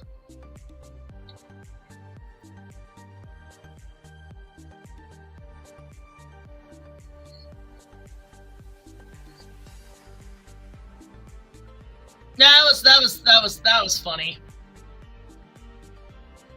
I do actually. I have two episodes that are my personal favorites of all SpongeBob. The first one, its second place, is the Mermaid Man and Barnacle Boy 6, the motion picture. I always like it when cartoons do episodes about making movies, and seeing SpongeBob and friends try to make a film is not only funny, but relatable, because all the stresses and frustrations SpongeBob endured, I get 100% what that's like. And what I also love is that at the end of it, when they show the movie that they made, you could see, like, the fans are watching it, but when they see it, it's utter crap. And it's really just SpongeBob and friends who actually do appreciate the amount of work they did, whereas everybody else in the background are like, this sucks. So that's something I actually is so enduring to me, the fact that they didn't care about audience reception. They just made a movie and that they were satisfied. That goes a long way. The other one is my favorite episode. It's from the first season, is Arg. It's the one where it's SpongeBob and Patrick, and they're playing the Flying Dutchman board game. Mr. Krabs wants to get involved, and then they go and be they roleplay pirates for like the 2/3 of the episode. There's something enduring about, again, episodes where characters just go and play a little game of like Pirates or Dungeons and Dragons or Star Wars or some sort of shit. Are always my favorite episodes in cartoons because they just really like do some funny shit there. Oh, hi, Honey Bear. Thank you so much for that super chat. Hope work was good, guys. Osiris, if you're in the chat, please get the website here, resiliencyme.com. Plug that shit in. Guys, if you guys can go help my girl's website, Resiliency and Me, local website that helps kids in low-income housings get much-needed therapy during especially times like this. It's really appreciated. Once that website's in, Osiris, please put that in. I wonder if I keep missing it because there's so many messages. Let me just try to see here. I'm not seeing the website, so that's a little bit like, okay, link's missing. Insert link here, but guys, please definitely do that. Anyway, let's get back to it. Right. Major shoutouts to Ben Burton and sound team on this one. I also love Django's use of the dual-wielding pistols. Again, a total nod to the westerns of old. Tamara gave the Fets a voice, a face, and an overall character to one of the coolest bloodlines in the Star Wars universe, and left an intimidating vibe to the film. Yeah, he was the best thing in this fucking trilogy. He was awesome. Fucking love Tamara Morrison. Great dude. Phoenix Quest? I don't remember that one. Alright, we're getting there, guys. There we go. Thank you so much, Star Master. Guys, go check out Honey Bear's website, resiliencyme.com. It really does help out her website to get some support there. Django was meant to be the nod to the 60s Italian westerns, then the real villain of the film is a loving tribute to the Hammer horror films of the same decade, with the casting of the legendary Christopher Lee as the new Sith Lord, Count Dooku. Yep, he is the best part of the movie. Let's see here.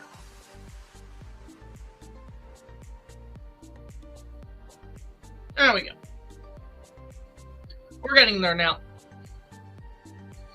I think the plot would focus on, obviously Kiara and Kobu's cub would be that. That would be the case. I would definitely want to see, kind of like what they did in Mufasa, but like a sequel, not a prequel, which is stupid. Where it's like a more Rogue Lions, or like even another Predator. Sort of what I would do.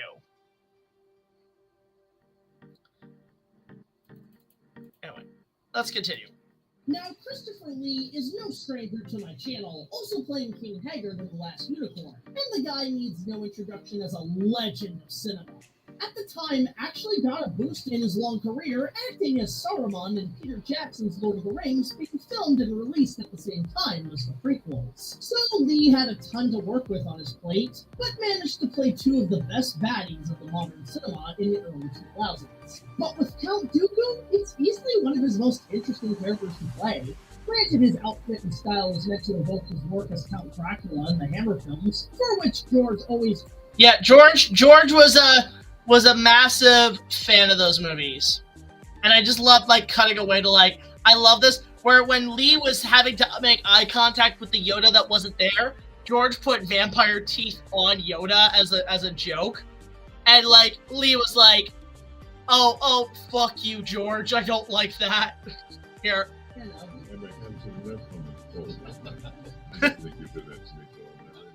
Given in the original trilogy, Darth Vader was played by Frankenstein's monster's David Prowse, while Grand Moff Tarkin was played by Lee's best friend and acting colleague, Peter Cushing, who played beside Lee as Professor Van Helsing. Hell, Lee had actually wanted to be in Star Wars since the beginning, given in an interview with Famous Monsters of Filmland, issue number 144. Yeah, I've been finding more of the I had that issue. I've been collecting a lot of old Famous Monsters of Filmland magazines. And yes, there is a nod to some films I have done prior. So here, check this out. For anybody who would be anybody who has ever seen this cover, which is basically Jaws versus King Kong, check this out. I might do an update someday. Beginning, given in an interview with Famous Monsters of Filmland, issue number 46. Don't let the cover fool you, Kong fans. This is actually just an article about the South Korean film. Bringing it back. He talked about the hype for the film at the time and how he was excited to see his friend in it. Yeah, so I actually, I have a whole thing here where I talk about that, which I think is like, again, the fact that they're both technically could have met each other. See, that's the one thing, I've said this before and I'll say it again. Lucasfilm would really benefit from a scene between Count Dooku and Tarkin, whether it be an prisoner interrogation, like isn't there an episode where Tarkin's captured during the Clone Wars by Separatists? How is it that Count Dooku didn't come down and talk to Tarkin personally? That would have been cool. And also, that's going away. That's we're not doing that. Yeah, there's a couple weird there's a couple weird dudes on because I'm also streaming on Twitch right now that are in here that I'm like, ooh, I don't know about that. Anyway, let's continue. Here we go. Just love that. Issue number 146. Don't let the cover fool you, Kong fans. This is actually just an article about the South Korean film. He talked about the hype. Yeah, I know. I know. Also, that was the case too. That apparently, what is it? Lee was offered that, and so was Cushing. Cushing had just finished Star Wars, so he couldn't commit to it. But and then Lee was offered, and he was asking for too much money. So then, obviously, Donald Pleasance got it, and good for him. I think it would have been better because then Donald Pleasance would have been great.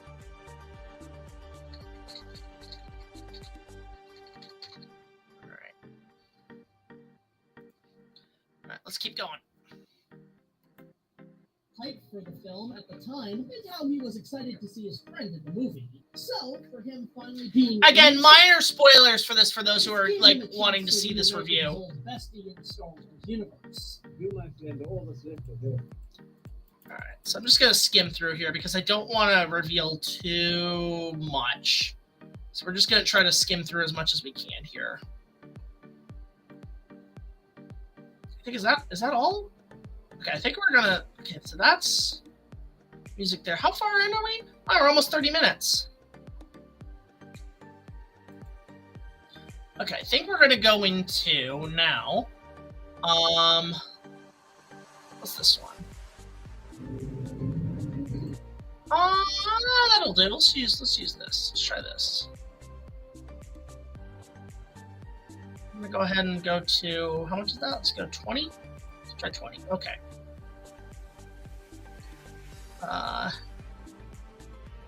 Let's try 20. There we go.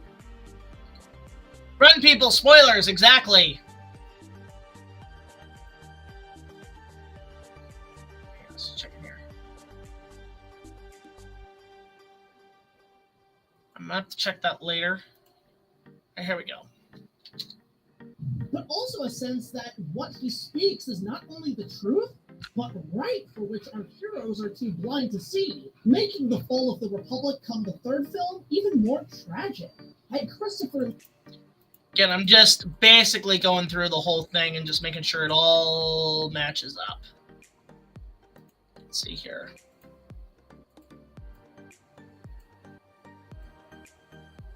There we go. Who wrote Halloween 6 originally wrote a secondary villain, Dr. Terrence Wyand, for Christopher Lee, but the role was... Yeah, again! They weren't interested. They had other better movies to do. Which I think is hilarious. Love that. Anyway.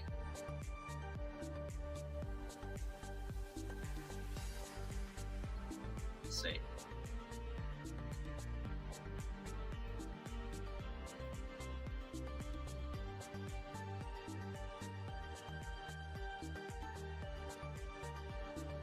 It's a laser shootout. Exactly. Least favorite Star Wars character. Shit. That's tough. It has to be characters that I don't think belong in the universe. Like, what's that lizard, that green and yellow lizard that got something in Return of the Jedi? Cool creature, but why is it in Jedi? Why is it in Jabba's palace? And why is it, like, so massive? It just feels off to me. Let's see. Post being done by a stunt double Kyle Rowling with Lee's face superimposed. Oh, this would make George Lucas one of the first... I have seen that one. That one was kind of funny. His saber skills are unique, taking a lot from traditional fencing, which Lee preferred. And his lightsaber shows that with the unique... Yeah, let's see here. With all that, it's just cool to see Christopher Lee. Let's see. Okay, now we can get into some good stuff here. Let's, I'm actually going to remove some of this. I'm not a big fan of it. Yes, I agree. We need more YouTube poops. Hands down, bar none, we need more YouTube poops. Like, we really do. Okay, let's see here. What's next I can use here?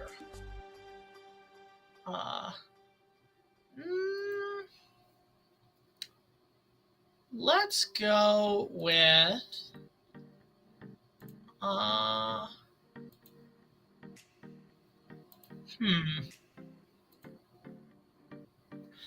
let's use this one.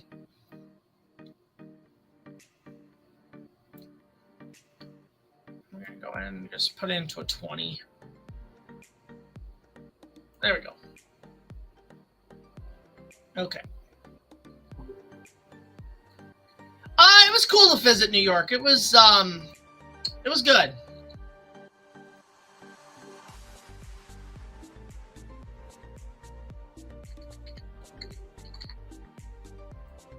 Hang on a second, guys.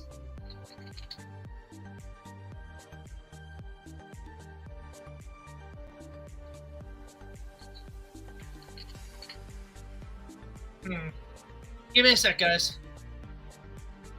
Just gotta send somebody something here. Hang on.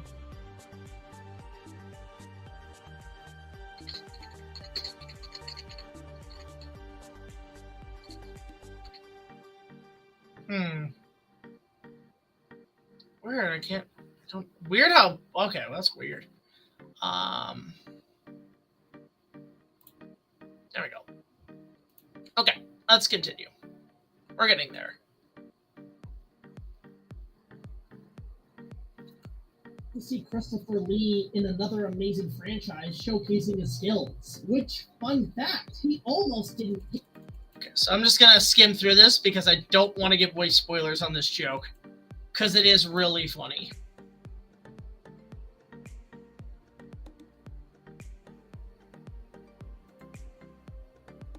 Let's see here.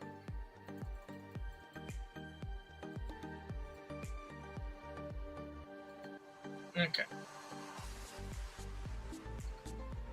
Yeah, we're getting there, guys. We're getting pretty good here. I'm just gonna try to see how much I could do of this review, and then we're gonna go move into doing some other stuff here. So let's just kind of skim through all of this. We're literally just skimming through now at this point because I just want to make sure we get as much as we can here. Let's see here. here. Copy that.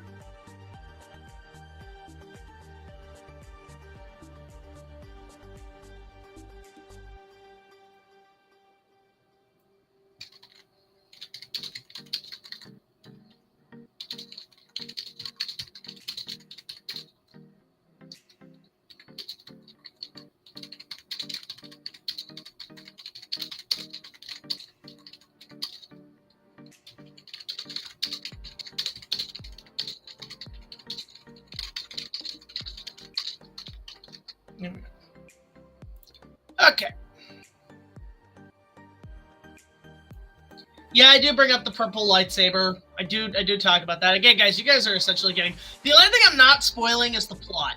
That's the only thing. I'll spoil the review, but I won't spoil the plot.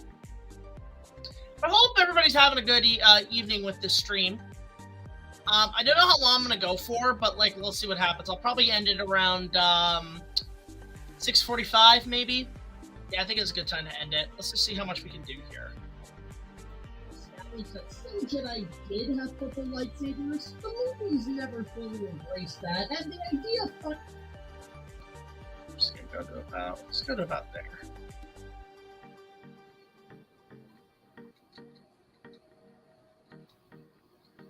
I just want to go to about 15. Let's try 15. 12. Let's go to 12. No, not that. Oh, God, no. There we go. Hey, Huey, good to see you. Welcome to the chat. I'm working on the review for episode 2. Just the review portion, no plot. I'm hoping to have it done by, like, just soon, because I have to deliver it for May 30th. But, yeah, it's going well. How you doing? Again, guys, go subscribe to Huey Two-More. He's got a new episode he's working on right now. He has provided the voice of Darth Vader for us. He is an amazing talent, guys. Go check out his channel. Please do. Hope you're doing okay, buddy. I'm looking forward to your next episode. Really looking forward to that. Let's see here.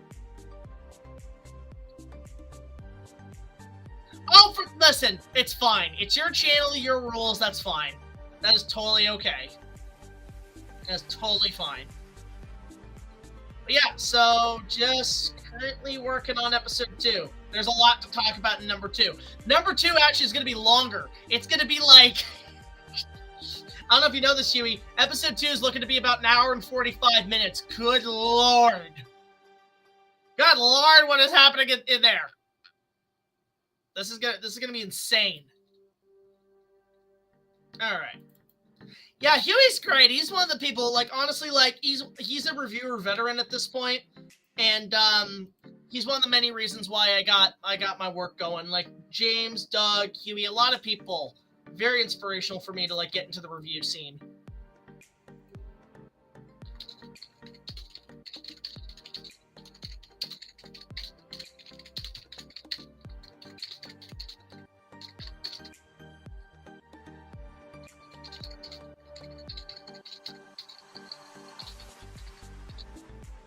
Yeah, it looks good. It looks good. I'm excited. I'm really excited for the new Superman. I'm really excited.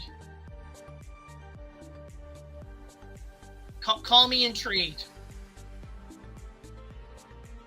4 years ago, Warner Brothers started a video across the screen. That was 4 years ago? Oh my God, we're old. We are so old. Good Lord. Yeah, we're gonna go for probably another 15 minutes, and then we're gonna call it a night. Okay.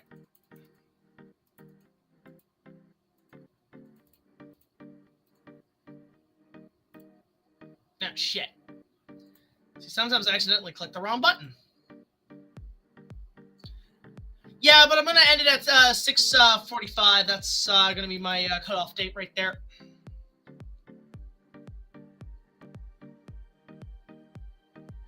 Oh shit, hang on. I think we just lost signal there. Just give me a sec, guys. Let's see here. What's the render like here? Just want to make sure it sounds good. But many then embrace the purple lightsaber, and honestly, it is a really cool and new... Huh. Alright, one moment, guys. I just gotta fix something here. Let's go to -8. 8 on that one. Let's do minus 10 on that one. There we go.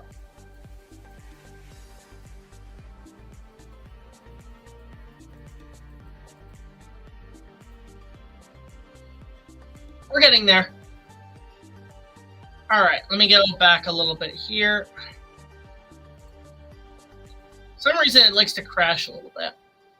Yeah, we're going to go for another 15 minutes and then call it a day. Because, yeah, I got a few things I got to do tonight. Let me just switch this out. There we go. You guys can see the screen.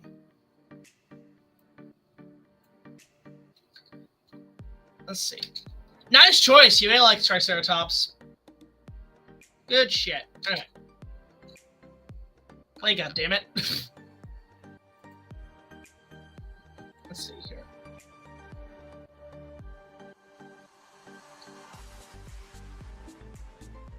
Come on.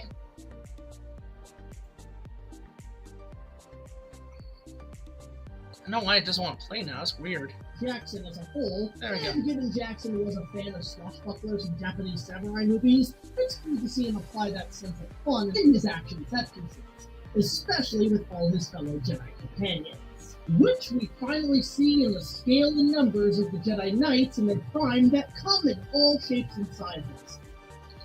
Yeah, here we go. This is where we want to talk about.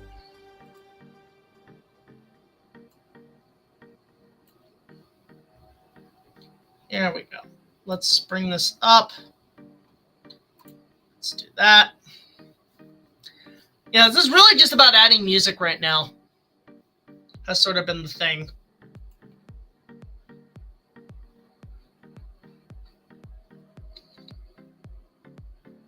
God, so much still to talk, go through. Look at that. We're not even at the halfway point. To sell more action figures, but to make the scale of the world and the vast amount of Jedi more interesting.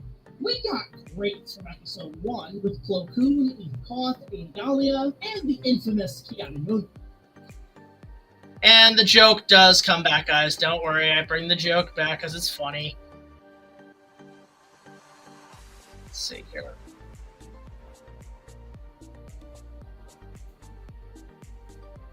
Damn it. Okay, let me go back a bit. Where was it? I think, yeah, here we go. Here we go, okay.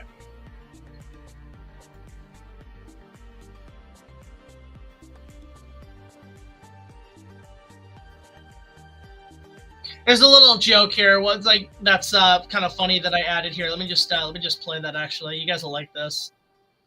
There we go. Also, unique Jedi with Luminara Unduli, Barra Sophie, Shakti, Ayla Sakura, and the iconic Kit Fisto, all having their own unique fighting styles and techniques. Yep, there's a lot in this movie. A lot of them. Now, this joke is courtesy of Redland Ranger. He said he likes to send me a couple clip jokes once in a while. By the way, guys, I actually encourage this. If you guys have a clip joke to put in, edit it for me, send it to me, I'll look it over, and if I like what I see, I might put it in the review. If you guys got a good clip joke, you can send it to me, and I could maybe, I do like working with that and make it, and actually trying to include fan inclusion. So, if you guys have one, just let me know, and I'll add it to the video.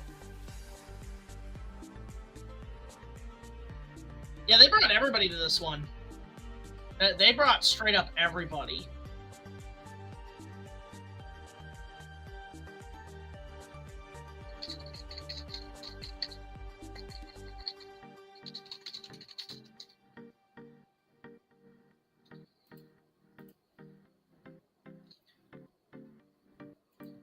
Yep, it's in our blood to pick up sticks. It's accurate. Oh yeah, by the way, guys, there is a there's a joke here I have for here that's really funny, that I think you guys are really gonna like. You'll see it when you see it. So, I just gotta give you a heads up on that. Let's see here.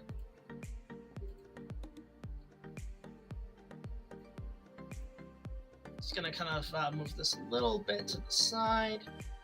Not too much. Oh God! The Millennium tank engine, piloted by Sut Tufum Hut, Sir Topham the Hutt. Oh no! Oh no!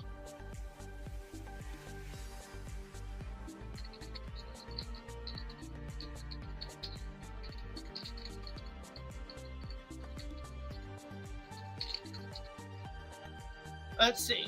Thoughts on Jimmy Neutron? Hey, Jimmy! I think it's a really funny show. I love how it's been memed now.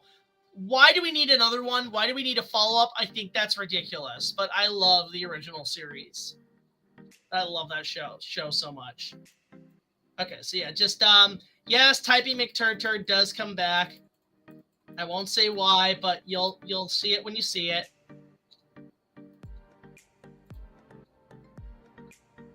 You'll see what happens when we get there. What's this about, Huey? Hang on, what happened? Yeah. No, hey, everybody in this chat, nobody's desperate.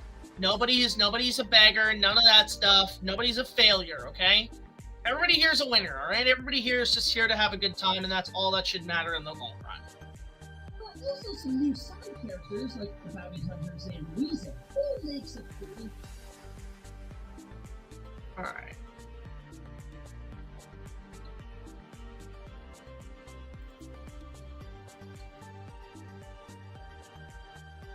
All right.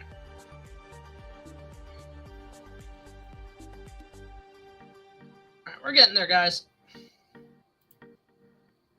There's some jokes here I'm saving for later.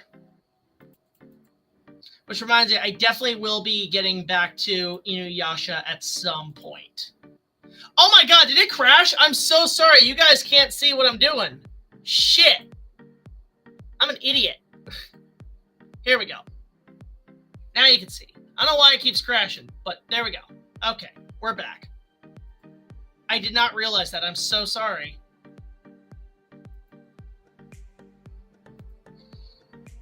Okay, we got this.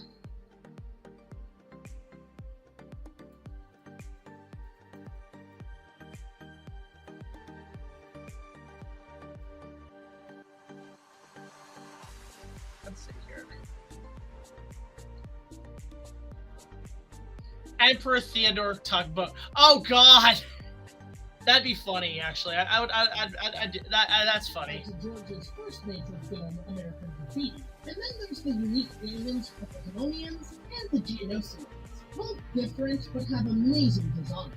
I love the graceful, almost classic UFO design of the Cameronians, and the gritty, dirty, bug-like behavior of the Geonosians. We also see the return of original trilogy characters with a younger Owen and... No, I'm actually going to savor this for later. I'm going to go back here. Let's just go back for a sec. Give me one moment, guys. No, that BIGJACK Films is dead. Hands down, that man is dead. He's not coming back. He's not coming back, guys. Some characters are staying dead. Okay? That's all there is. Let's see. I'm just gonna try to skim through here quickly. Give me a sec. Let's see here.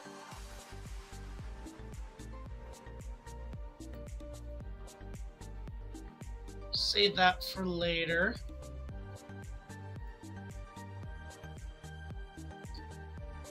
We're gonna go back. Or where are we? We were somewhere here. Let's just go check. I think we're back here. Yeah, here we go. Yeah, okay, we want to go here. Okay, give me a sec. Here we go. Let's see here. Yeah, I want to use this one. I like that. I haven't used this track yet. Let's see here. Let's go to about there.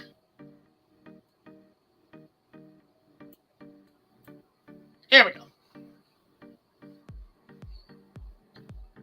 There's a couple out there, which are interesting. All right, guys, we got another 5 minutes. Let's just get this going here.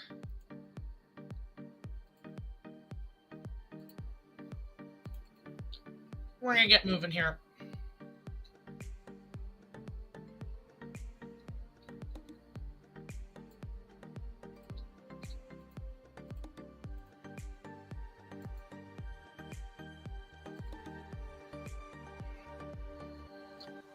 Aquatic adaptation of Treasure Island. So basically Atlantis, Treasure Island. Treasure Atlantis. There you go.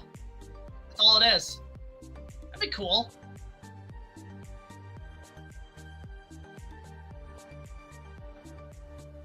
Alright.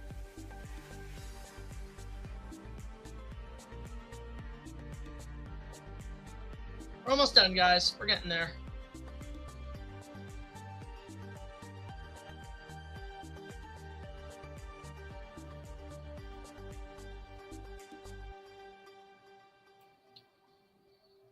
Doing pretty good right now.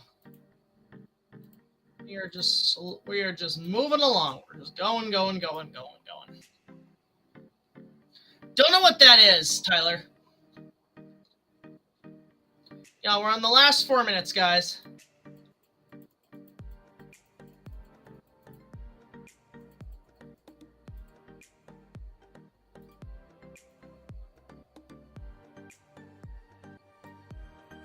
So you're at 40 minutes now.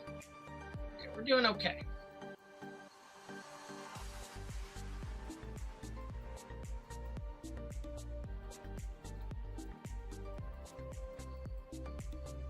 We're doing pretty good. Oh, that can't be it, can it? Oh, shit. Okay. So I definitely have to go in. And what I'm going to do, I'm going to quickly... I'm actually going to speed this up here.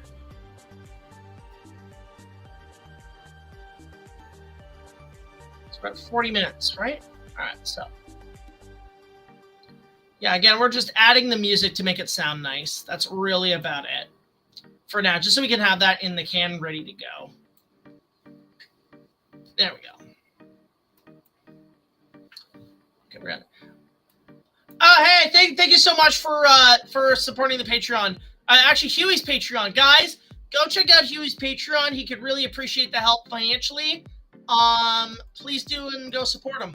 I'm sure he would really appreciate that. So, okay. I think we're probably gonna stop it here. I'm just gonna check one more area.